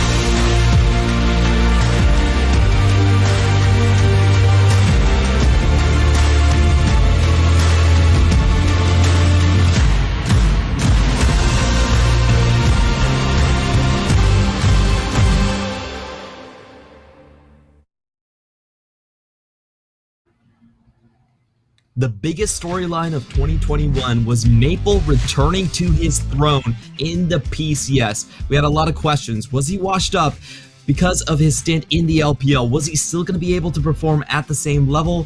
And I think this finals is telling us everything you need to know. Maple is still the king. He has not gone anywhere, and he is dominating this series so far. 2-0. And PSG are just one game away from taking it all the way from Taipei to Iceland, from Hong Kong to Iceland, sorry. Yeah. And Beyond Gaming, right? They are now backs against the wall. They did say yesterday that, PSG is a tough opponent. They're just looking to, perform as best as they can. But, when your backs is against the wall, I just want them, once again, change something, change it up, right? You either change your draft, use your niche pick, use your things, you use things like Samira, use things that's kind of unexpected for PSG, and try to catch them off guard, or just go with the adaptive trend that they have been doing, right? Game 1, it was not close. Game 2, they adapted the early game, but the mid game fumbles, right? Yep. If they're going for the same draft, because they're now again on red side, from what I've heard from production, if they're going for the same draft, try to learn from the mid game. Show me that they are adapting. Show me that they are a worthy second place going into the playoffs. For PSG, for PSG, they're now 2-0 up. I want to see something spicy. I really wanted to see something spicy. I actually miss Maple's LeBlanc. Oh, that would be so cool. Yeah. This is really fun. I personally, I feel like PSG is going to play super standard and just try to close this out as fast as possible. But I would love to see them throw something spicy in. Like, I actually want to see Jin. I want to see Cho'Gath. I want to see LeBlanc. Like, Jin is unified career-wise one of his best champions. And I want to see the Shanghai skin line where they have Nico, Cho'Gath, and Jin. Oh yeah. Yeah, they should do something like a combo. That would be cool. Yeah. Yeah, do like a TFT combo, like the Fabled or something. Your opponent's already in the ground. Everyone in the viewership. I always call Freljord. Freljord, yeah. I can't pronounce that. That's hard to pronounce. Freljord. All right. Do Freljord combo. We want to see some maybe the glacial comp come out. PSG, this is your time. This is your canvas to have some fun, show us some creativity. In the meantime, so far, Beyond Gaming, nothing changed. PSG, they're all going for the same bands. Oh, no. They are literally just handshaking draft by this point, and I don't like it. But it is grand final, so I can understand the teams going for pretty standard things. It is going to be a first pick Kai'Sa once again, and I am going to predict it is going to be the Hecarim plus what did they first pick last time? Alistar. Hecarim Alistar, yeah. Oh. Something is changing. I think this is smart. Like, if we're not going to get engaged anyway, why do we even need the Hecarim? Big brain. Oh. So it is going to be 3 games of Tristana versus Kai'Sa, and it is, for a change, it will be Volibear. So Husha on the more aggressive side of the jungle this time. Will he be able to capitalize that? Because River on this Hecarim, or not?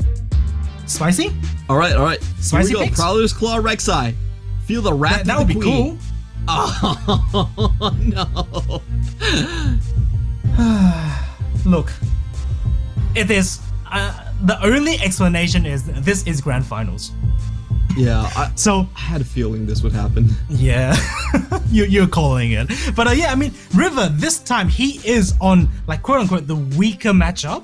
But I just have this feeling like River is still going to do aggressive pathing. He's still going to do aggressive ganks, and this might just be the game where River shows Husha how to play Hecarim into Volibear. Did you see River chuckle when Beyond Gaming locked in Volibear? He was like, haha, I'm such a good Volibear player. I did 3k damage last game. Why are you taking it away from me? And I'm like, okay, that actually makes a lot of sense.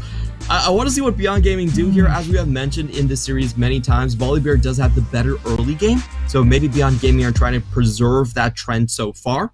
Meanwhile, PSG, Kaiwing gets his best champion in the rel. This is going to get really deadly. If you want to see action, PSG is going to deliver with that engage combo. Look, if Beyond Gaming was scared of PSG's Leona, then fear more on Kai Wing's Rel, because this man on Rel does insane engages. He always manages to find that insane angle where he gets like 2-man, 3-man CC and just single-handedly win this game, his team, the team fight. So it's something to be watched, like this game, right? As soon as a Rel is being picked, I just want to see, how well the support player pilots this champion, because this champion just has so much potential. There's so much engaged from PSG right now. I really like the bans changing for Beyond Gaming. They're actually taking away engage from mid lanes. I think that's the right read here. Maple so far still has 34 KDA on his Twisted Fate. So they're like, well, we don't really want you to have a engage galore. We're just going to take away these champions. Beyond Gaming now left with their options for their solo lanes. And Sion is a champion that we actually mentioned during the break. I like it. I mean, 100% surely Beyond Gaming is listening to our broadcast, because they are definitely responding to what we want. And never mind. What are you doing, Beyond? Come on! They did not want to give you any intellectual property rights. They don't want to have it said that Calvin's actually their secret coach. I don't like that. But okay, it is going to be a blind Orianna, and that just gives Maple so much option. Oh, wow. Okay, that's not something that you see. You know what this composition is? What, just all in? This is PSG saying that, hey, we have a reservation at that Chashao place around 7:30, so we better make this game really, really quick. Really quick, right? Just do team fights. I want to see it. Please lock it in. Lock it in. Come on, let's go. Oh, no! I'm so sad. I'm so disappointed. I'm so disappointed as well. Do we ever get something spicy? How is Galio the most spicy pick in PCS? In this series? How? It's Galio, man. It's literally Galio. Camille is banned, so you can't have Camille, but you can have Yasuo. It's such a good combo. We have to have something we haven't seen before. There we go. Finally. Okay. So we have something to talk about. Irelia plus Volibear. This is such a strong 2v2 duo, because Volibear stuns will lead to Irelia Flawless Duet connecting, and Irelia have that damage potential to basically delete anyone in a 1v1 or 2v2. We're finally going to get Liang in the Vanguard position, rushing into the enemy team. This should give Beyond Gaming a lot more engaged potentials. I love the 2-man game coming out from their top side, and it's a huge change of pace right here. This is a lane where I feel like Liang should really require a lot less holding hands from his jungler to get a lead for himself here. Yeah, but the thing is, when you look at Beyond Gaming's comp, right, 3 games in a row they are playing a carry top laner. The first 2 games they didn't really do a lot in top lane, so I don't want to see a weak side Irelia. I do not want to see that. Beyond Gaming, please listen to me. Even is a thing. It's not. It honestly isn't. It honestly, really. I just have no words. If you show me weak side Irelia, I don't know. I just don't know. Come on. We'll say this game feels very difficult for Mawan to actually play. There's so many things that just charge at you. Let's go back to this comp. Let's touch on this comp a little bit more, right? Despite Liang Husha being on possibly the strongest 2v2 duo in top jungle right now in this patch, the rest of the team probably struggles into PSG's comp.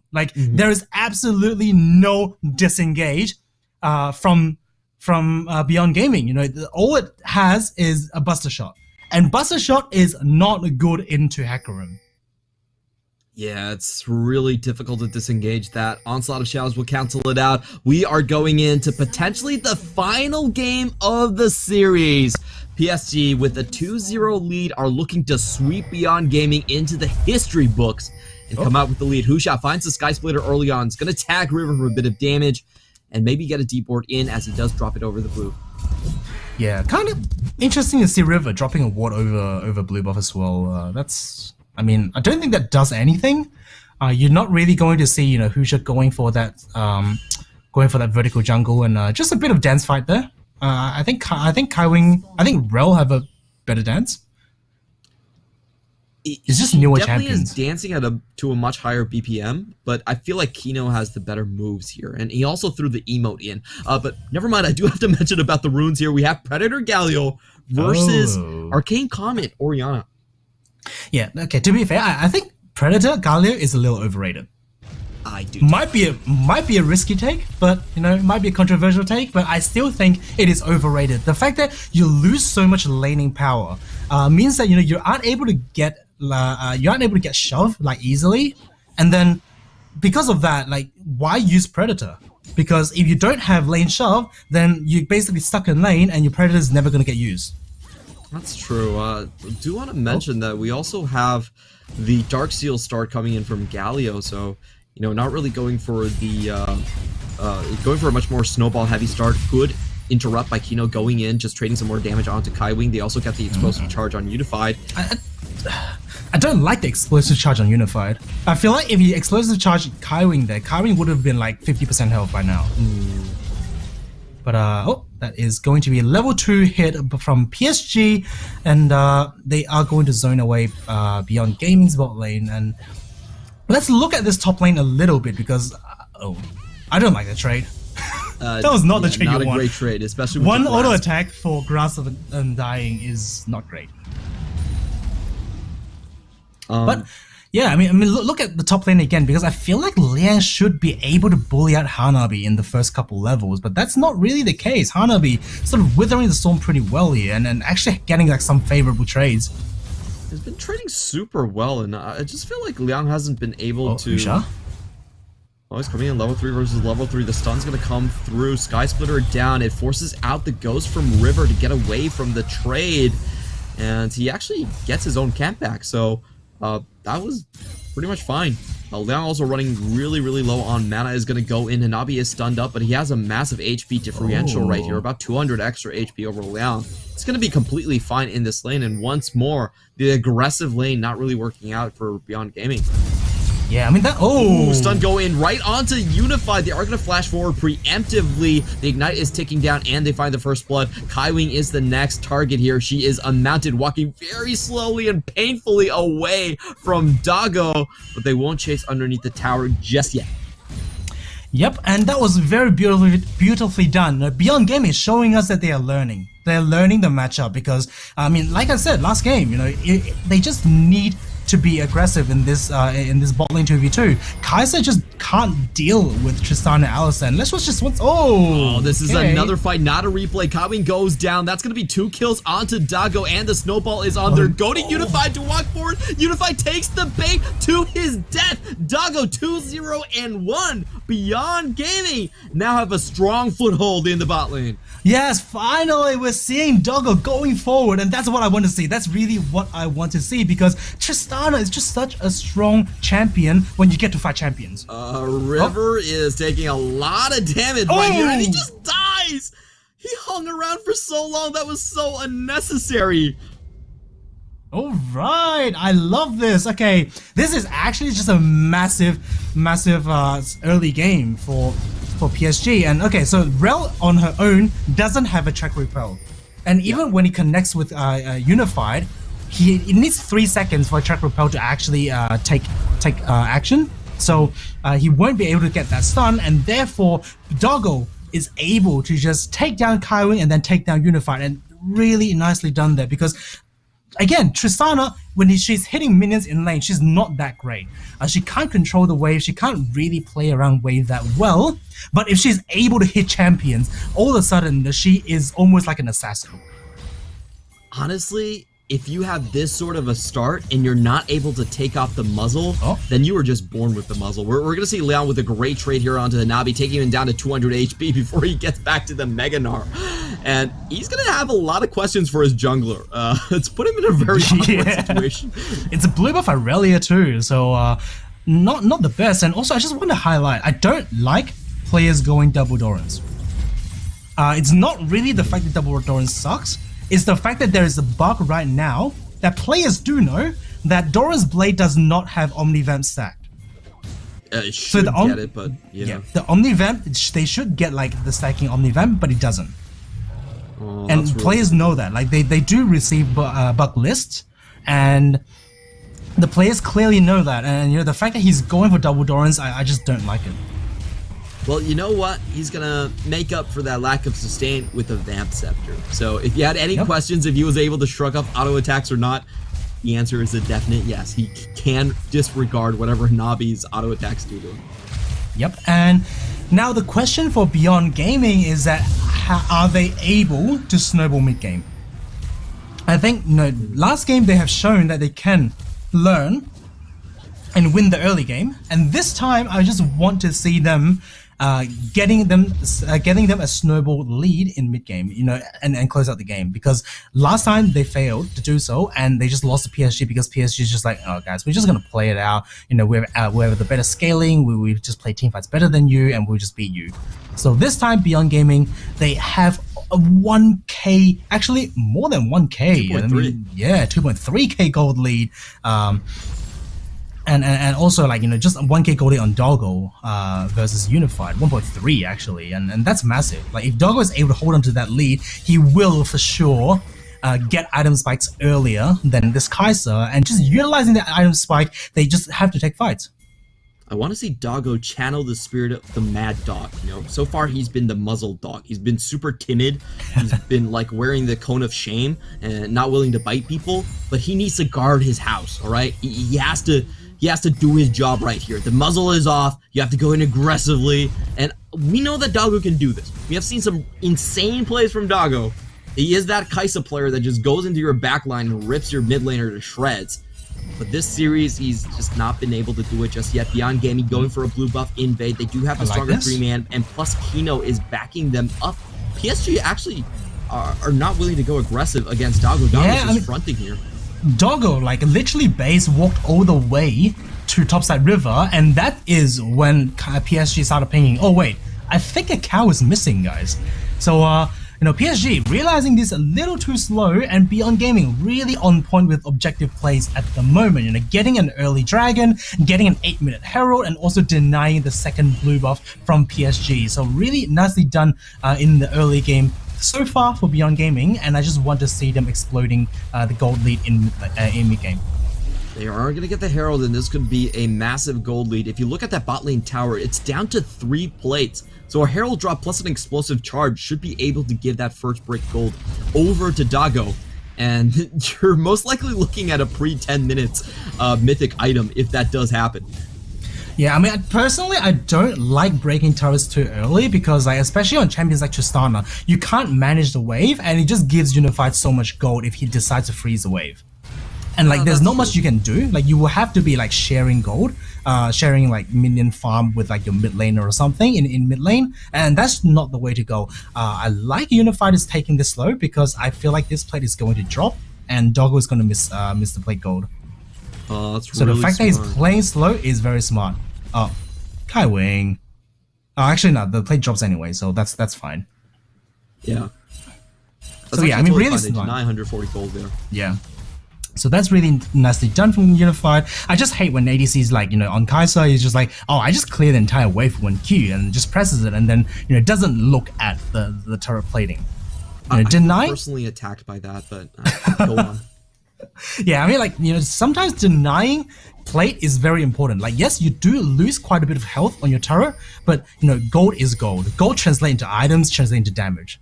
It's half a kill, essentially. It's really massive, actually. Ben's gonna go into the Herald, set this up for his jungler, but River is waiting. He is charging up his ghost. He's gonna go in, take away the scuttle, and Hanabi is chasing. They do get the slowdown. Leon misses the ultimate. This is super awkward for him. He flashes onto the other side and just dies. That was weird. What? That was very weird. There's so many more better places to flash towards. I even said Liang wins this. At this stage of the game, Aurelia basically wins every 2v2 and 3v3 fight. Especially when you're 1-0 Aurelia. Like, I don't understand. That was weird. And again, I like Doggo. I like Doggo denying farm here.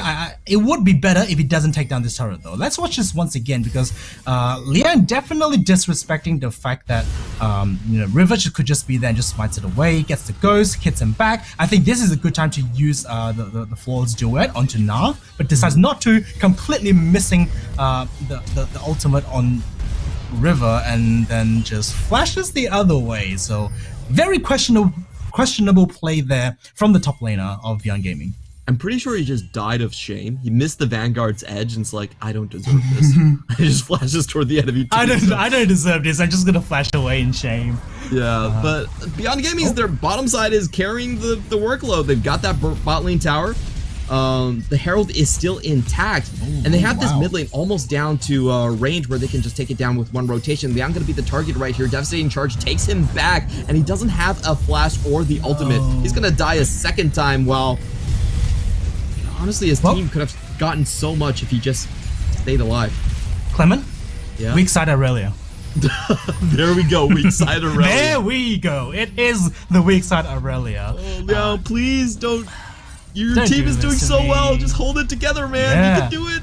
I mean, but the thing is, like, the risk is pretty high for Beyond Gaming right now because they do break 2 turrets before 14 minutes, and like, yes, it opens up a lot of the map for Beyond Gaming. But if they aren't able to continuously deny River from farming, then PSG will get a lot more farm than Beyond Gaming as long as they keep the wave on their side of the map. So, Beyond Gaming right now, they're sort of putting themselves in on a timer for mid game.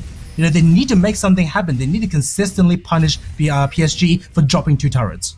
Yeah, and we can see on the map exactly what you're talking about. Mao An in that bottom lane, he is not farming safely. He pretty much has to wait until the wave crashes into his tower, or for his team to set up enough vision where he can safely take the wave. It's very uncomfortable for Mao An to be shoving in this position. So a lot of time that farm is going to go to waste.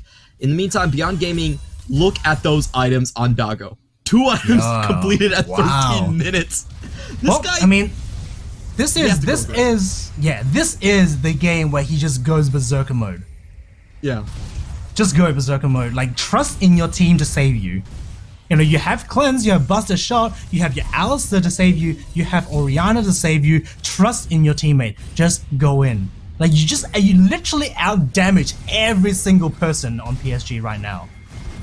Yeah, I mean, Doggo, like, the Mad Dog is still alive, so he can channel DMX instead. This is a perfect situation for him to go aggressively, but we do have a flank in. Strikebreaker does tag Doggo. Doggo takes half of his HP, and he's jumping in very close to Maple. Unstoppable Onslaught comes in, and he just dies out of nowhere. The rest of the team isn't set up for the siege. Beyond Gaming are losing so many members. It's already 2 down. Liang plus Doggo dead. River is chasing them down for more, and there's nothing Husha can actually do right here. They're gonna lose 3 members off of a very improperly set up siege. They weren't ready for that.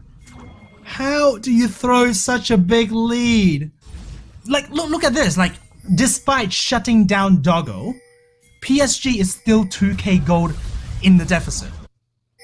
Like, when you're such ahead, like when you're so far ahead, like, oh my god, Doggo just he should have used Buster Shot a little earlier. And just deny Maple, like push him back into River instead of pushing him into Liang. Like that, I think that messes up with his position and also messed up Liang's positioning as well. So that was a really poor choice from Doggo. And here we have one more fight. No, is PSG really just gonna get this out of nowhere? We're gonna get the fight, a double 2-man knock up onto the wall, finish up with the wall up. There's gonna be 1 kill, 2nd kill going over, double for Hanabi, and I don't know what is happening, but PSG are pulling this game back out of nowhere. Yeah, I mean, but like, once again, look at the gold deficit, right? PSG is still 1k gold down. Like, how is Beyond Gaming losing? They can't lose fights like this. They should have gold lead, they should have item lead. Doggo is still at 1 entire item ahead. Just play around that champion. Look at this. So they're trading mid turret for kills, I guess? They didn't even get mid-turret actually.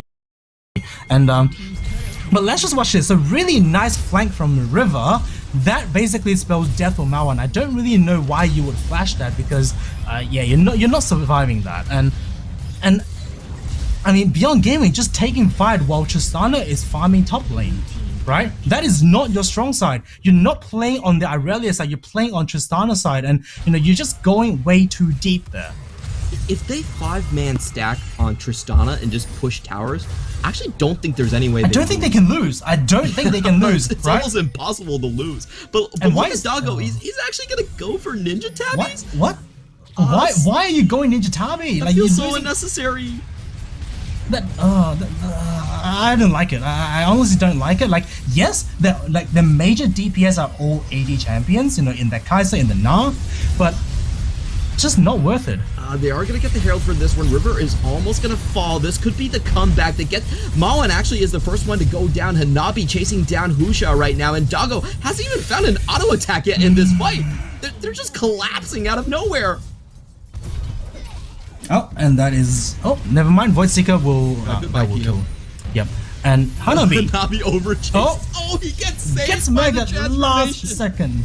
So, I don't know. Like, Doggo, I want to see that replay once again because I was kind of getting a little tilted by the chain of events there because I believe Doggo rocket jumped over the wall before he's under any threat. So I think that was why he wasn't able to get any auto attacks in. Let's just watch this once again because Doggo right there, he's in such a good position to DPS. Just kill. Oh, why did he bust a shot away? Where are you? Oh no, he didn't. But where are you going, Doggo? You literally out damage everyone. All it takes is like 4 auto attacks for you to kill a person.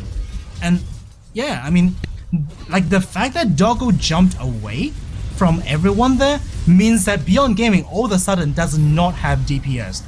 I'm pretty sure Doggo is the only one that has a gold lead in the game right now. Beyond Gaming though, they will get 3rd Dragon and that will put them into Soul Point. So that is a win condition for Beyond Gaming. It is a very early Soul Point. I like the adaptability from Beyond Gaming. They're pushing extremely hard for objectives. They want to accelerate this game. They're like, scrap this late game plan. We are playing objectives and we're forcing fights. I can't believe PSG's been able to get a 5,000 gold delta. Yeah. It's just so painful. Doggo, we want you to channel Uzi. We want you to channel DMX, not the scared puppy dog from Cartoon Network. Like, what are you doing? Just auto attack the enemy team. Please. So I mean, yeah. So right now, Beyond Gaming though, they made a few mistakes, but I don't think there's like, they're 1k gold behind, but I don't think they're necessarily actually that behind. They're not out of it, like by no means they're out of it because look at Tristana's item then, she's still pretty far ahead of the Kai'Sa. Obviously, Maple is matching the item progress, but he is a Galio. He's a utility champion, right? It's not something that you sort of look at, to basically 1v9 to fight. If done properly, Doggo will be able to disengage. So I still want Doggo to just do DPS in fights. I don't want to see him ditch the fight at the beginning. I will say though, it feels really difficult for Beyond Gaming's composition right now to deny PSG from just bum rushing them. There's so many members on PSG that just can run into your backline. That is very true, but like, I feel like, as long as Doggo avoids the initial engage, right, he should be in a very good position to fight back. Like, I think that is like his win condition, like his own win condition. He just have to put all his focus on denying the Hecarim Galio combo. As soon as it withstands that engage, like whether it's Buster Shot, whether it's Cleanse, the Flash, or anything, like he should just out damage everyone. That is definitely still true. Like, he still has that 20 CS lead over Unified, and he has on 2.5 items. So I just want to see them group up, and they should be trying to find the full 5-man. Like, if we have Maple plus River going in, then the rest of the members can actually be stopped by Liang just using the Vanguard's edge. So that's definitely a doable team fight. 100%. However, Hanabi does have randoms completed, so Tristana, Doggo might have a bit of struggle. Will have a bit of struggle trying to kill this Na. However, for the rest of the team, it's still pretty easy targets. For some reason, Herald is dropped in the base. That is a little confusing. I mean, you can't really say it's a misclick, right? Maybe it just timed out. Maybe. Yeah. I felt like that was kind of a forced I mean, it is route. 20 minutes actually. Yeah, if you take Herald at like 60 minutes, then yeah, it would have timed out. And it seems like PSG are reading that Beyond Gaming are just trying to force the Baron play at this point. You have a lot of things going down here. This is what they tried in game 2 too. So it's definitely possible that they will repeat their tricks. Yeah, I mean, that is the downside of taking too many objectives early. Like, you know, well, when you think of League of Legends as a game, right, you're like, I mean, why is it bad to take objectives like early, like take a lot of objectives early? It just means that you don't have a lot of options. You know, right now, if you look at the map, Beyond Gaming doesn't have a lot of options. You can't really siege tier 2 turrets without, like, controlling, like, the jungle for, like, 132 minutes. Yeah, it's so very hard to accelerate it's very hard. those outer towers. Yeah, so like with no outer turrets to play for to like push and pull PSG around, Beyond Gaming have to look at Baron. If they don't sort of do the Baron dance, then PSG will get to farm up pretty safely, and all they had to do is just wait an extra minute for the dragon to spawn. Well, we'll see which way Beyond Gaming does go. This is going to be stacked objectives. They can either go for the Drake or they could go for the Baron. It's actually up to them at this point. They're already on 3. PSG is itching for a fight at this point. They do see Liang on the top side. He has shown himself against the wave, so PSG could find a full 5-man engage before Liang can even make a difference. Yeah, I mean, that is like the strength of having a Galio comp, right? Because Galio is so almost like Twist of Fate, you know, as soon as you have an engage, actually going in, getting some 1v1 time against Doggo, and he's winning that one super hard. Kaiwing goes in for the engage, but doesn't find the AD carry. Where is Doggo going? He's finally coming back into the team fight at this point. Hanabi finds a massive 3-man stun into the back line, but Doggo's still alive. He's dealing DPS. He's got that triple kill going. He's gonna get a quad, and he's jumping all over the map. This should have been what was happening all along. Yes. Beyond Gaming wiped the floor with PSG. And that is what I want to see. Beyond Gaming, you finally pulled the trigger. You're finally playing to your AD carry. Someone has to stop Unified from potentially sneaking away the Drake. He is heading over. I like this from Beyond Gaming. They're cognizant of the fact that Unified could make a play like that. Yes, I love it. This is great. Like, although, like, you know, I think we will get the replay of that fight because Doggo was on the verge of trying to ditch that fight once again. Like, we'll watch it in the replay as PSG sneaks the dragon in a second, you know, production, if you hear me. But yep, we'll see it once again because Doggo, like, watch this man. Like, he actually got chunked pretty hard by the 9. That's what I mean. Like, Na with Randuin's takes so little damage. Like, look at it. He's actually getting a pretty even trade for against Doggo. And Doggo, why are you running away? No, come back! Come back! And then, okay, he finally came back, and that is what I want to see because look at the damage. Look at this damage. No one is able to get onto Doggo. Doggo would have gotten a pentakill there if he's there a little earlier. But it's that easy. It's actually really easy. You're 3 items, Tristana. You're on top of the world. Just believe in yourself, Doggo. Every dog gets its day. Trust in your teammates because like Kino got a really nice counter engage. Mawan got like a massive shockwave. So, you know, everyone was doing their draw. You know, Doggo, just trust in your teammate. That's great. That's great. I think Beyond Gaming has found the sense. Like, they get the feeling right now. They know how they can win these team fights. They had the damage test just a while ago, and now they're sieging down with the Baron. They should be able to extend this gold lead. River going in with Galio on the back. This time around, they do find Doggo in the midst of everything, and Unify flies in, but he doesn't find the full kill. There is a GA still there. Unify gets another kill into the back line, and that's a great 3-man stun by Hanabi. Doggo goes down, and PSG are wrenching away the hope from the fingers of Beyond Gaming. They want to end this game right here, right now. There's not going to be a game 4 in this part. This is a trilogy for them. Hanabi over chases just a little bit. Mao An is going to survive for now, but there is someone cutting off his retreat. Let's see how he uses the blast cone. He's trying to zone away, but there's a tower there. He's going to speed himself up.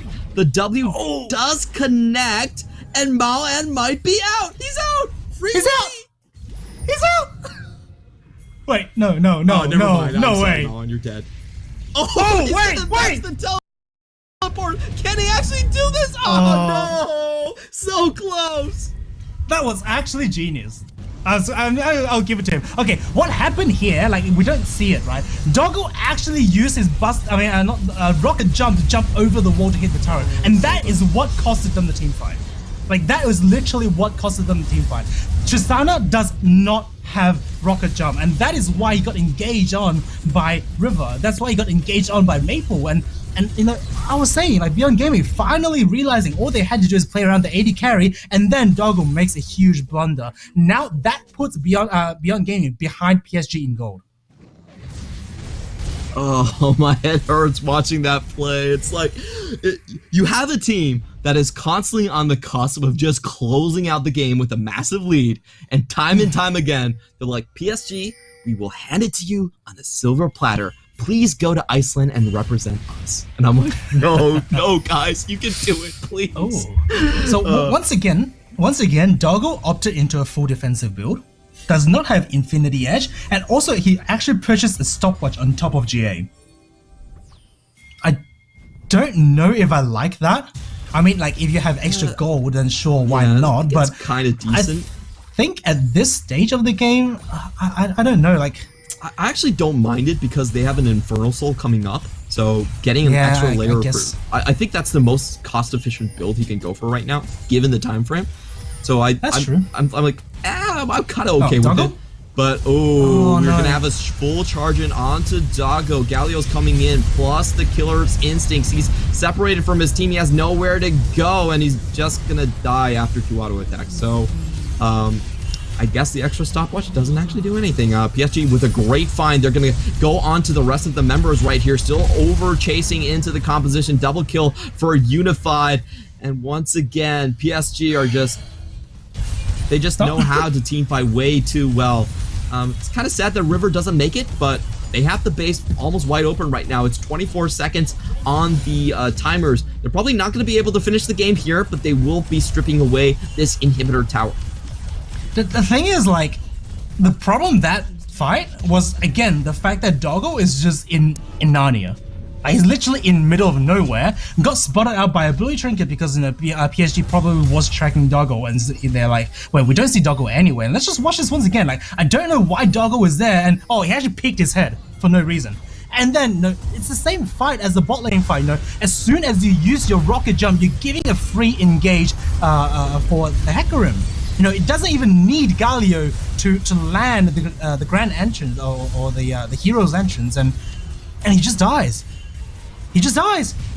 I have no words to describe that. That was, well, why is he there in the first place? I don't understand what the attraction is with flank Tristana as we have River coming in and taking away the Drake. That's not going to be Dragon, so Doggo once again caught up. He's trying to kite as best as he possibly can, but there's everyone pile driving on him, and Beyond Gaming collapse into dust. Everyone is down. Once again, PSG take double Infernals. And it just looked like, in terms of the mental game, PSG have already KO'd Beyond Gaming. Yeah, I mean, Beyond Gaming at this stage, like, honestly, I don't even know what they're trying to do. They're trying to just see people kill people. And they're not really doing a good job at that. Everything was so good. The early game was great, the mid game was great, but their transition sucked. Yeah, I think sucked is actually putting it fairly mildly from your vocabulary. Keynote. Well, to be fair, I don't know what I can say on stream. Oh, you can say anything. Nope. Wink, wink. Wink, wink. That's actually pretty important that Keynote stays alive here. That would have given a free Baron over to PSG if he died. Yeah, I mean, let's just watch this once again, because Husha is 1 level behind this Hecarim. Actually, in fact, 2. Oh no, that's Unified. Never mind. So I think he's 1 level behind. So he does lose the Smite fight. So I don't really like the fact that they're rushing this, but rather like the fact that PSG did not have Baron set up. I mean, did not have Dragon set up. They should have just taken the fight at the beginning instead of trying to go for the 50-50 and just scatter themselves. And Harley finds a good Nara engage. Unified followed very well, and Beyond Gaming just collapsing. Yeah, they're gonna get an easy Baron, even despite everyone on Beyond Gaming still staying alive. That's going to be a 6,000 gold advantage for PSG right now, and they're just showing who's boss right now. The macro game edge is just there's like a Grand Canyon size of a difference between how these teams actually approach macro. It's almost disgusting to watch at this point. PSG have such a decided advantage. They're pushing in right now. Beyond Gaming are not going to defend. They're going to hightail it back to the base and try to make their stand onto the high ground. But PSG could just be chasing in onto this one. I feel like they have gotten to the point where they're willing to just throw everything at Beyond Gaming for a decisive showdown. Yeah, I mean, right now, right, Beyond Gaming no longer have that lead on Tristana. Unified 100% just even out the item deficit, and everywhere else on Beyond Gaming, they are losing. So they have to take a very unfavorable fight, and it really need them to like execute everything perfectly. I want to see Alistair combo into the ball delivery into Shockwave. I just want to see a wombo combo happening from Beyond Gaming. They still have that potential if they're able to pull off the wombo combo. If they are able to instantly delete 1 to 2 members of PSG, they can still take the fight. Most importantly, Doggo cannot use his rocket jump before the Onslaught of Shadows comes out. That has been the biggest difference maker so far. Like, he cannot use it when he sees Decimating Charge. Like, you have to hold on to that ability, my friend, or you are going to die a rather hapless death in front of your opponent. So I like that he's walking forward. He's keeping his distance. He's spacing really well right now, but he has to hold on to his W. Cannot let that one go. PSG are looking for the triple inhibitor, and they're taking to the mid-season invitational. River is coming in from the flanks, just trying to escort Beyond Gaming away. Their inhibitors are all down. All 3 are gone. There's going to be 6 super minions. They need to pull the trigger. They need to pull the trigger because Baron buff minions actually just do as much damage as the champion. So they will just lose the towers here. They will. And just River pull the trigger. Is looking for the backline. Predator is pop. Kino goes in, but that's pretty half-hearted. And Doggo uses his rocket jump super early. Hanabi is able to chase in. Mawan has to pop his Zanya so early on. Kaiwing also is going into the backline. Great ultimate from River. Gets the entire team, but he is going to die first. And Beyond Gaming actually is mounting a comeback. Doggo stays alive through all of that. They get 2 kills, and PSG have to back off.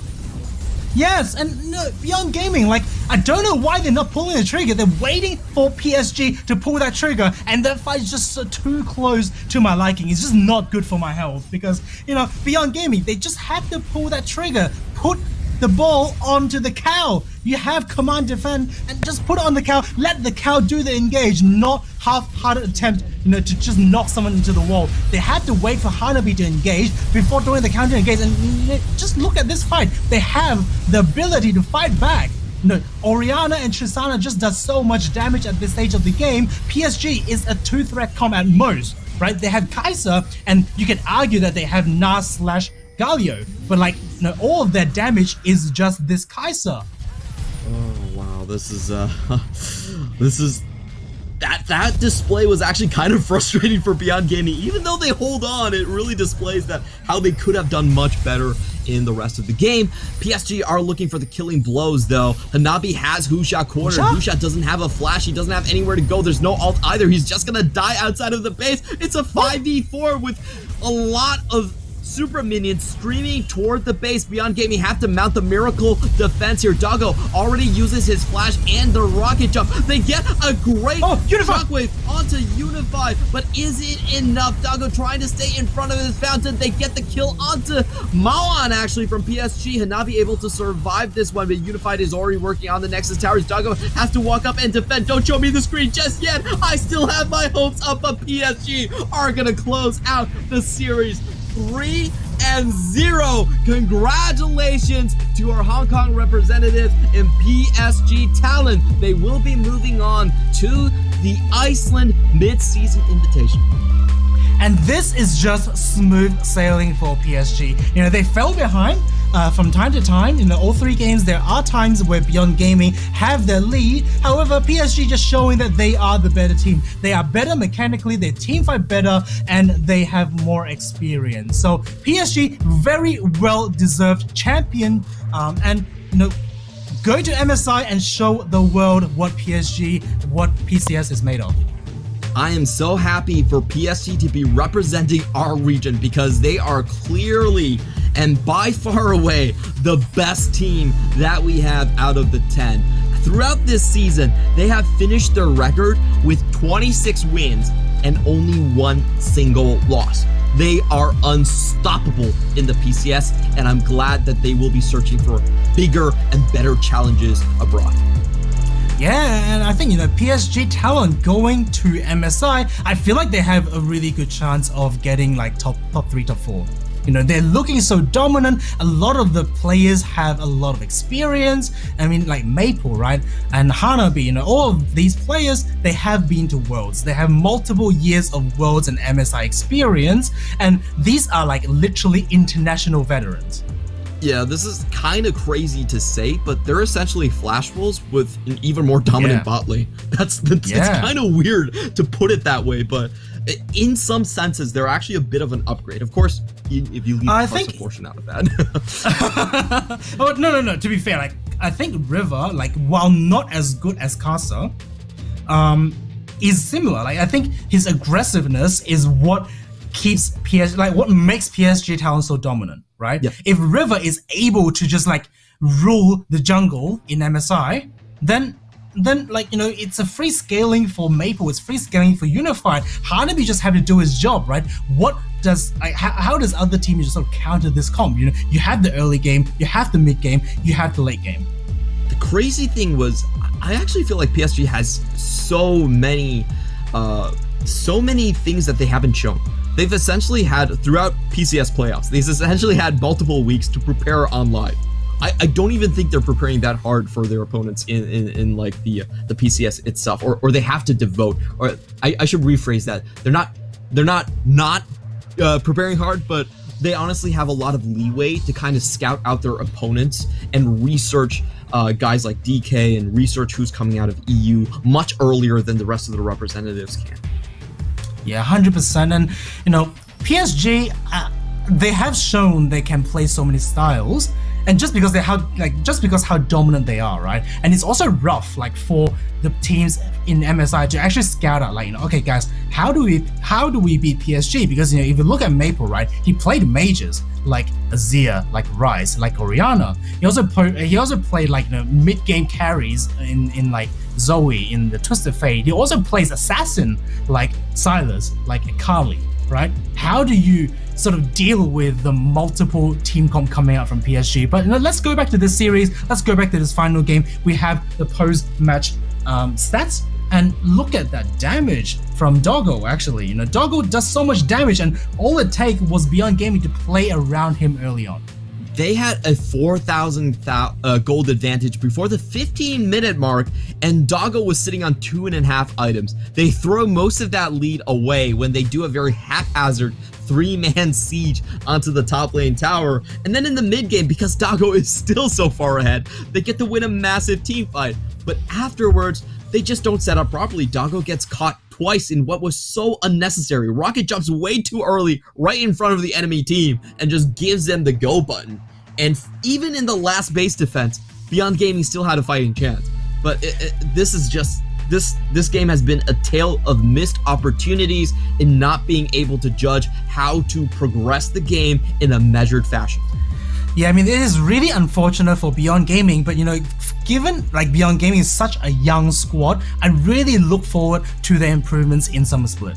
I think, in summer, if they are able to polish up all of their mistakes, Doggo being a little too passive, and then Husha Mawan just, basically playing their mid jungle a little better, and also just playing around Liang a little more, give this man a bit more attention. If you're giving him aggressive picks like Akali, like the Jays, like Aurelia, then play towards this man. It definitely could. We are seeing the signs of a young team that is growing up towards greatness. We have to remind everyone that if you guys haven't been watching the PCS for most of the split, that Beyond Gaming, this is their debut split. Most of these guys have actually never stepped up onto a platform that is this prestigious. The finals of the PCS, and the MVP of the last game is going to go to Hanabi. Once again, getting a massive lead over his opponent, getting a lot of catches into the backline. I loved his stride breakers to start things off and to just make sure that Doggo never had an easy time dishing out damage. Yeah, and I think like for PSG, right, their problem going into Iceland, like going to MSI, is the fact that, you know, they are giving Hanabi a weak side. Hanabi is doing really well. He's dominating the league. He's getting MVPs. However, they still, like, it's still a worrying trend that the fact that Hanabi is susceptible to ganks. So this is something they really have to polish up, because they don't want teams to break through their roster from top lane. You know, if Hanabi is able to just step up even more, you know, to like the international standard, he's unkillable. He's like, you know, the likes of Naguri, then the team is almost perfect.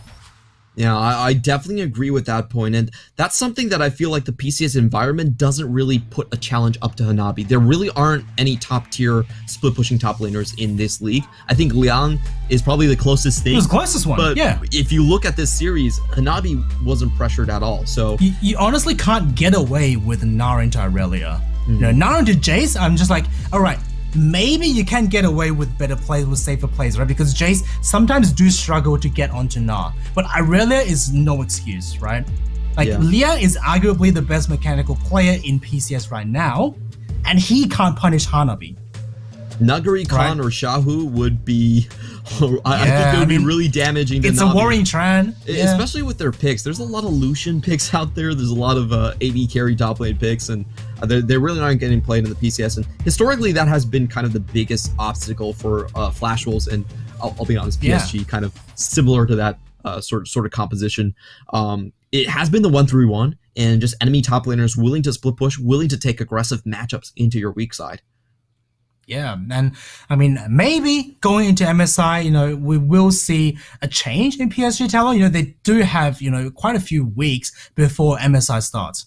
I believe 2 weeks to be specific. So psyched to see Unified pop off at MSI. I think this man has been absolutely disgusting in this league. You know, I really want to see what he can do here. But before we go on and talk more about MSI and the futures of the PCS, we're going to take a short break and come back with a post-game interview brought to you by Rairachu.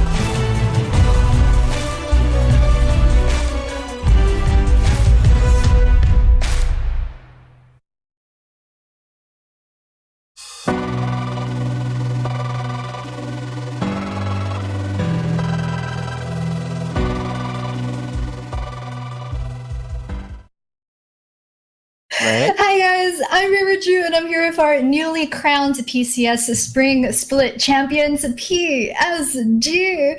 Hello， 大家好，我是 River Drew， 很高兴欢迎 PCS 春季赛的冠军队 PSG。PSG 你们好。Hello， 你好，你好 ，Hello。 So firstly, of course, congratulations on the win. I've got to ask, how do you feel right now about today's 3-0? 那当然，恭喜你们今天3-0夺冠，代表 PCS 出赛 MSI。可以先说一下你们现在的感受吗？就蛮开心的吧。就有点小难过，就跟预期的差不多吧。对吧？换你。什么样子的小难过？太紧张，为什么太紧张吗？ So they said that they're pretty happy about it. Also, just a little bit sad, not too sure why they were saying that. River also says just kind of a bit nervous about the interview. The next question that I wanted to ask you guys, kind of, we had a pretty short series because it was a 3-0. I wanted to ask to do with the picks and bans for game 1 as well as game 2, because the picks and bans for game 1 and 2 today were virtually almost identical to each other, but the way that they played out in game was very different. That game number 2, BYG got the lead for the entire first 30 minutes. So I wanted to ask, could you guys explain why this happened? What were communications like? Did you guys expect it at all? 那接下来问题想问的就是关于今天 BP 的问题，就因为今天的第1、2把的 BP 几乎一样，但有戏打起来之后，结果就不太一样了。尤其是那个第2把，就可以说一下当时的感受吗？还有解释一下情况。我先说吗？我先说吗？你上路的情况是怎么样？我先说吧。上路一样是纳尔打杰西嘛，我个人觉得我的纳尔应该是能赢杰西的，所以觉得还不错。我记得好像听 Weaver 说了，好像是那个3级 gank 中路这次出现的问题嘛，就是没杀到对面中路的话，就变成是我们打野比较亏一点，所以就第2把的话，好像中期的时候比较难打嘛，因为对面亚马会比我们熊会肥一点嘛。So Hanabi said that the matchup, it was a Gnar into Jace, typically not the best type of matchup, but he said that he was actually pretty confident though in the Gnar versus Jace going into that.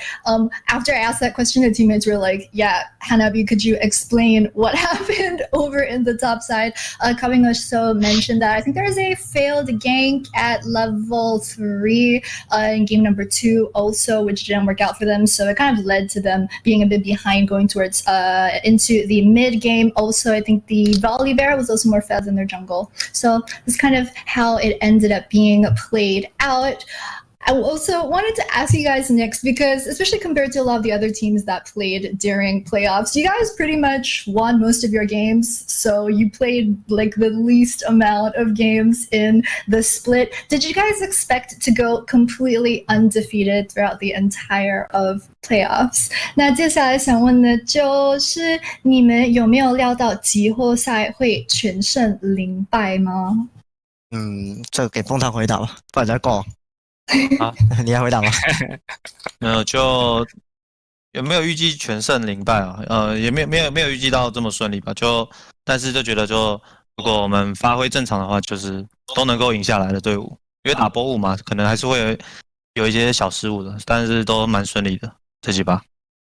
So Maple said that they definitely didn't expect to go completely undefeated. They said that, of course, when you're playing in a best-of-5 series versus the earlier format that they had, which was best-of-1, best-of-3 in the regular season, it's definitely going to be tougher to play in those long series, and you don't really expect to win every single game in the best-of-5. But you felt that just as a team, they kind of had the confidence that if they played to their usual potential, they would be able to win. 那就想问，今天有预测到会3-0吗？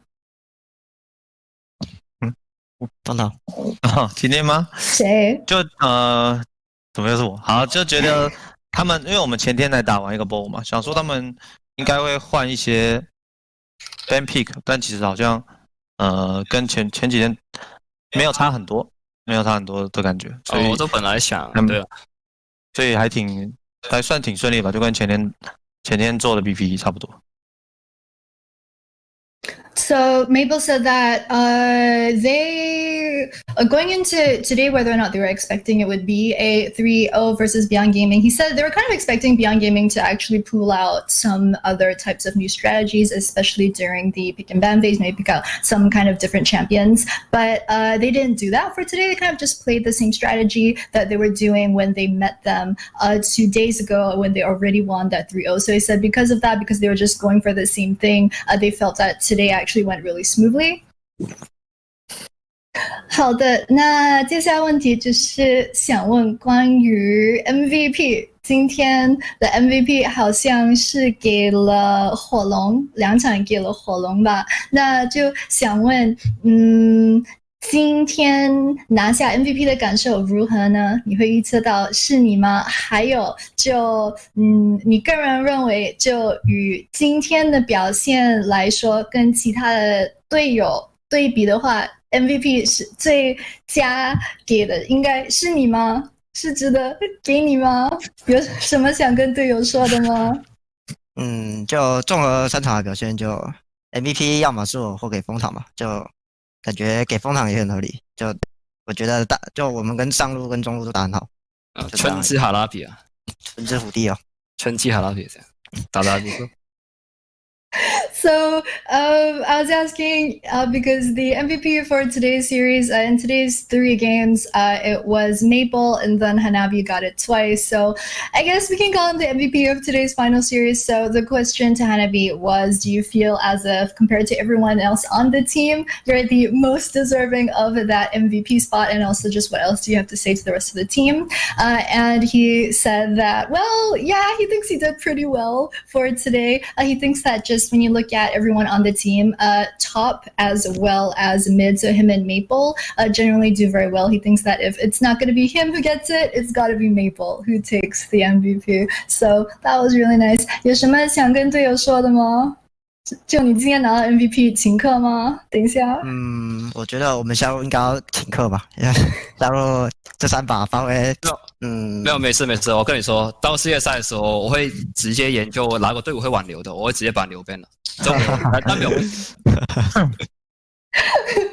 So we're asking Hanabi what he has to say to the rest of the team. Is it like, does he tell them, oh, I got MVP today, so you guys owe me dinner, or what's going on? So he said that he feels personally that bot lane should be the one to buy the team dinner because when you compare everyone's performance, bot lane kind of did the worst today, and then Kai Wing interjected and was saying like, you know what, when we go to our next competition, I'm just going to research the other teams and see like which of their teams like really know how to play Alistar in the bot side, and I'm just going to straight up ban Alistar and we won't look so bad anymore.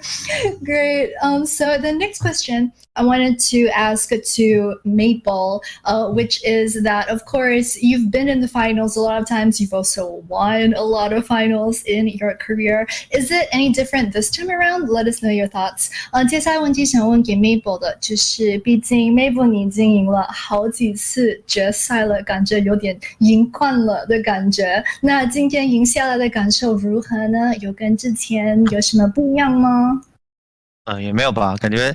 前2年的话没什么在赢啊，这是以前的话赢的比较多，然后这次的话，因为队友也都蛮给力的，然后就是在这次的季后赛，就是自己也准备了蛮多英雄的，然后发挥的也还不错，所以就也没有赢惯了，就是能去冰岛还是挺开心的。So he said that, for him, especially the last like 1 or 2 years, he actually hasn't been winning that many finals or that many competitions. But he said that this time around, definitely the rest of his teammates put in a lot of hard work to just make sure that the team was able to win today. He said it wasn't just him that did great too. He's very grateful to the rest of his team. He's also looking forward to going to Iceland for MSI as well. Great. The next question that I wanted to ask you guys was again to Hanabi, because the other day when we were interviewing Kai Wing, you're kind of in the back on camera mopping the floor, and we kind of all saw you doing that. Could you just explain what the situation was like at that time? 下一个问题也是在问火龙，就是那天采访凯文的时候，你在后面拖地，就实力强劲，可以解释一下当时的情况吗？等下访问完我也还要去拖地，就可能去冰岛要把好神拖带过去，有点累啊。He said that after the interview today is done, he might actually go and mop the floor again in preparation for Iceland and MSI. 也想问一下，就是因为刚才 PSG 官方也有上个照片，就是你在赛前的时候洗杯。然后想问，你是特别喜欢做家务吗？是不是宿舍是大家会轮流打扫，还是打完比赛之后被罚？什么样子的情况？那是火龙的职业病啊，职业病啊，职业病吧，这个职业病，就感觉我们都被我压榨了。没有，他是准备好下一年的工作了，已经。不是教练，是洗地吗？难道？那个厨房阿姨的工作我已经准备好了。So I was asking also because right before today's finals, actually, the PSG official account, they uploaded a picture of Hanabi washing the cups right before today's finals. I think it was just like 3 hours ago that they uploaded that photo. So I was asking Hanabi, just what is the situation like in the gaming house? Whether do you guys take turns to do the household chores, or do you just personally like doing the housework? Like what's going on? So he said that he's actually just preparing to do this job. He said that he's also prepared to learn how to cook, and he's going to take the cooking auntie's job as well in the next year. And then a couple of the other teammates just interjected and saying like, yeah, that's he's preparing for next split. That's going to be his new job from now on, besides playing professionally in the top lane. He's got to do chores too. Got to earn his keep. Great. So the next question I wanted to ask to the bottom lane for today, specifically to let's go to Unified. One sec. Oh. Yeah, so just wanted to ask in terms of champion pool for this time around, because we were looking at all the stats before game one. It's pretty much 100% win rate on a whole bunch of champions, but most notably Kaisa, which is very heavily contested in the earlier part of the split. So just wanted to ask, was that your favorite champion? Was that what you were most comfortable on? And also if anyone else from any of the other teams in the bot side just gave you any type of challenge for that. 接下来的问题想问的就是给夏露 ADC， 想问一下，就这个终极赛赛季好像是100%玩了凯撒，然后全场都赢了，就是想问一下，你是比较喜欢玩凯撒这个英雄吗？还有就跟其他的 PCS 战队对比，你是会觉得自己是最厉害的凯撒吗？就是因为看 meta 吧，因为凯撒配现在的阵容都是很强，因为现在 meta 都是比较冲进去的，然后凯撒就对线也还不错，然后打团也是强的，就觉得这英雄蛮厉害，就一直选了。So he said that, of course, whether you play Kai'Sa or not, kind of depends on the meta and just what's strong at the moment. So earlier in the split, Kai'Sa was just very hotly contested. He said that he does think that he's good at playing Kai'Sa and he's comfortable playing that as well. My next question I wanted to ask to Kai Wing was, how are you guys going to celebrate tonight? Is the team going to go out for dinner? And like, is it the coaches or is it your manager who's buying you guys dinner? What's going on? 接下来的就是问给凯文，就是今晚的话，你们打算怎样庆祝？是不是教练团还是经理会请你们吃饭呢？可以说一下。我猜可能等一下麦当劳就会送到来了，然后可能我们等的话就开一桌吧。然后因为我好像之前要把那个麻将带过来，就可能开心一下吧。要输钱哦，刚才。So he said that he actually thinks that pretty soon their McDonald's delivery is going to reach the gaming house, and that's how they're going to celebrate. He said that I think he's also planning on playing some mahjong tonight as well to celebrate. And the rest of the team were like, yeah, he's prepared to lose some money tonight during the games when we play. All right, so my next question, I just wanted to ask to perhaps all of you guys or just anyone on the team, which is the entire split for PCS Spring. People online, the casters, were all just saying that PSG was going to win. I wanted to ask, does this give you guys more pressure going into the split? Because everyone was saying that you guys are going to be the champions. Or on the other hand, did it kind of give you guys the drive to work harder and live up to this expectation instead? 那接下来问题想问呢，就感觉今年的这个 PCS 春季赛，就大家比如说在网上呢，在直播都会说 PSG 会赢，然后想问的就是这会不会导致给你们团队更加的压力吗？还是说你们会觉得我们不要辜负期望，我们要更加努力的呢？请说。感觉 River 听不懂，感觉得Unify 你来吧，Unify 都没讲过话。操作一下 Unify， 来吧，你来吧。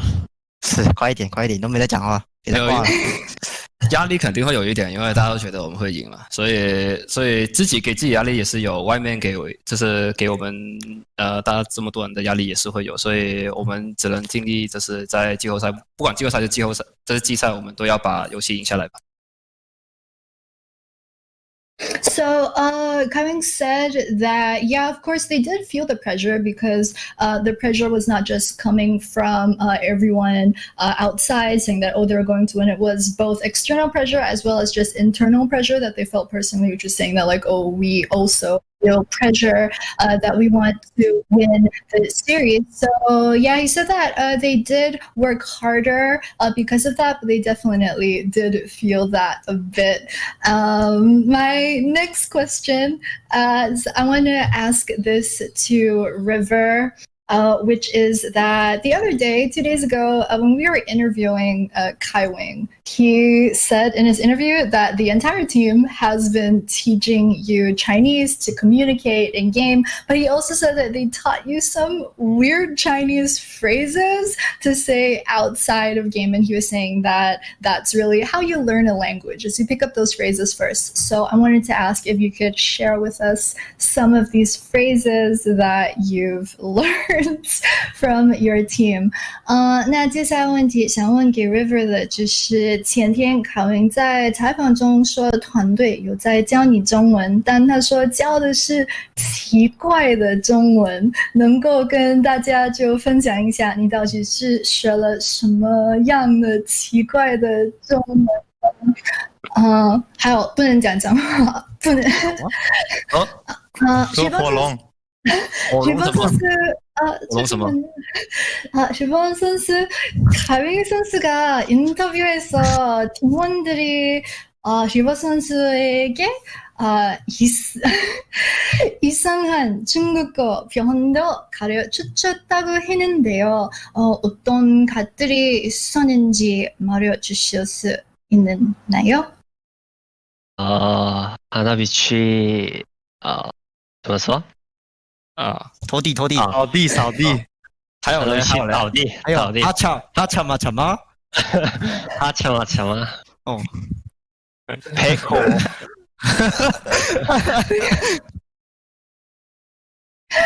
So, he was just demonstrating the type of Chinese that he was learning from the rest of the team. I believe what he told us was go sweep the floor, Hanabi. He also told Hanabi to mop the floor. or some of the things that he's been learning. All right.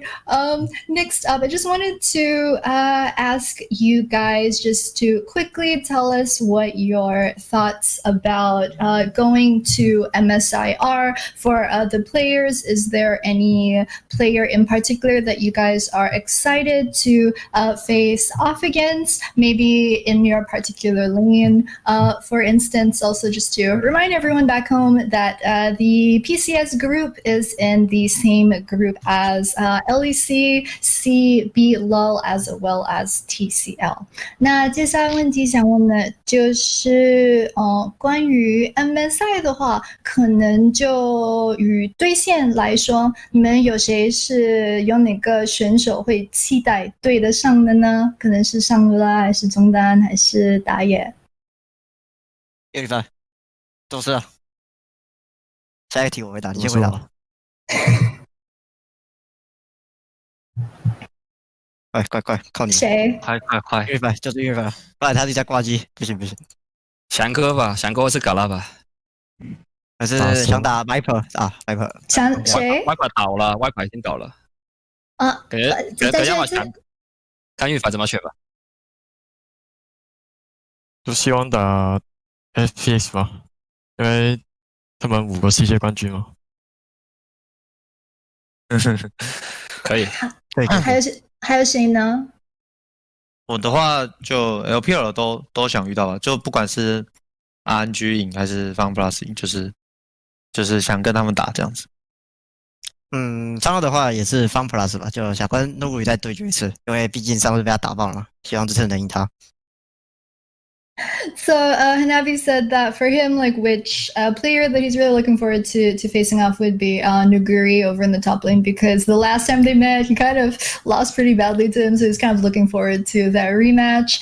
Maple's also saying that he's pretty much looking forward to whichever team makes it from the LPL. Things between RNG as well as FPX. He's pretty excited to go up against either of the mid laners from both those teams, and just the team general sentiment is, yeah, we're pretty looking forward to facing off versus the LPL. So I like the rivalry going on there. Lastly, I just wanted to ask you guys, since this is the last time that we will be seeing you for PCS Spring, just any comments, messages to your fans that you want to say to all the people who've just been cheering you guys on for the entire season. 那最后想问的就是你们现在有什么想跟一直支持你们的粉丝们说吗？我有，请起来！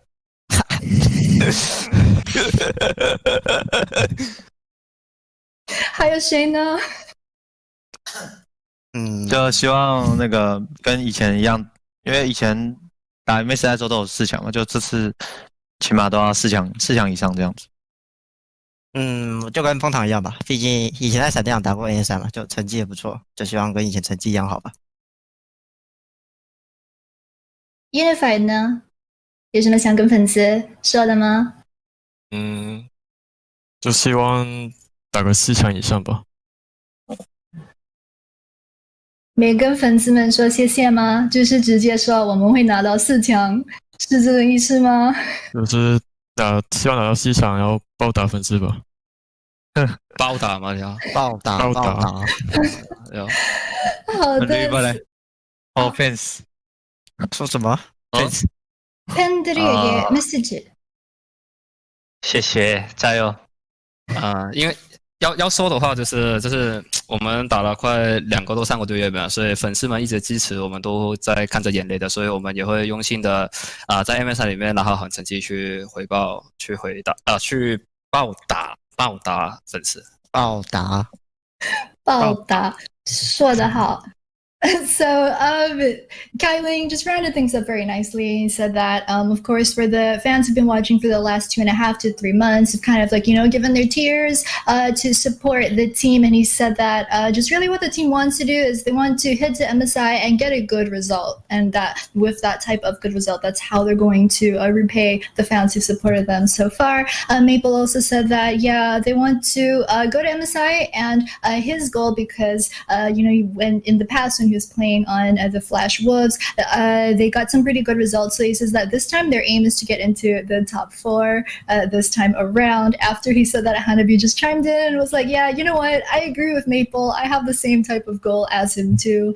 And yeah, they said that they want to get into the top 4 for MSI. So very good sentiment. Thank you guys so much for this interview. And of course, a huge congratulations to PSG Talon, our newly crowned Pacific Championship Series Spring Split 2021 champions. All the best at MSI. 好的，那再次恭喜 PSG 泰隆获得今年 PCS 春季赛的冠军，祝 PSG MSI 加油，为 PCS 争光，辛苦了，谢谢。谢谢，直播给你们了，拜拜。Thank you, PSG, for that amazing interview. We, however, are going to keep it super brisk. We know all of you want to go off to dinner. This has been LPL, an amazing season. What? LPL is happening. You know, I think everyone's watching LPL that want to watch it. Okay. You guys can watch the LPL, but we would just want to give a huge thanks to our production, to you especially, Calvin, for hanging out this split and getting your first cast debut chops in. It has been wonderful casting with you, and I want to give a huge shout out to all the fans of the PCS. This league could not exist without your support and with your viewership. So thanks to all of you, and we wish that PSG can go on and achieve their dreams, at least bring back a top 4, and maybe get an extra slot for the PCS. All right, yeah, and that's basically it. And like, really, thank you, Clement. You know, it was enjoyable casting with you this split, and hopefully we'll see you next split as well. Yeah, I definitely wanted to plan on hanging around. We are going to go through the today's score a little bit and just send it off. Of course, you all know it's been a 3-0, a repeat of the last series match where PSG has triumphed over Beyond Gaming. We should be getting that on our screen shortly here, and we will be looking at the schedule overall, where we just have the matchups here. It's been a really long playoff schedule overall, 12 matches. I didn't expect PCS to have such a forgiving playoffs, but there we have been. It started from April 1st all the way to 18th, 2.5 weeks of action. Can you give me some of your thoughts here about how the postseason has gone? I mean, overall, right, a lot of the matches are expected. I think the outcomes are pretty expected. You know, PSG basically sweeping, you know, everyone is I wouldn't say like completely expecting, you know, going undefeated, but you know, they are definitely the dominant force. I think there are like a brief stint here and there, you know, Bajaya Dragons, Impunity, just shout out to these teams, you know, they have performed pretty good. I think, you know, but at the same time you have teams like, you know, J Team, Boomy Sports. I think they need to step up a little more going into Summer Split. All right, we're going to see if those teams that you mentioned, Boom Esports, Hong Kong Attitude, getting some good records in at the tail end of the split with Kongre's addition, and of course J-Team and Beyond Gaming, Machi X. These three teams feel like they have so much room to still grow. Once again, congratulations to PSG as they head to Iceland to represent the PCS region. By far the most dominant team ever. And finally, we are at the time where we have to say goodbye to you all. It's been a wonderful split. I have been so honored to cast alongside all of our casters verbatim, Jenny Rarichu, and of course you, Calvin Lee, alongside. This has been a tremendous split, and we are going to say our goodbyes here. We're going to be checking in with you maybe later on, maybe in June. Stay tuned for any news on the PCS, but we will be coming back. Thank you once again to everyone that's been watching at home.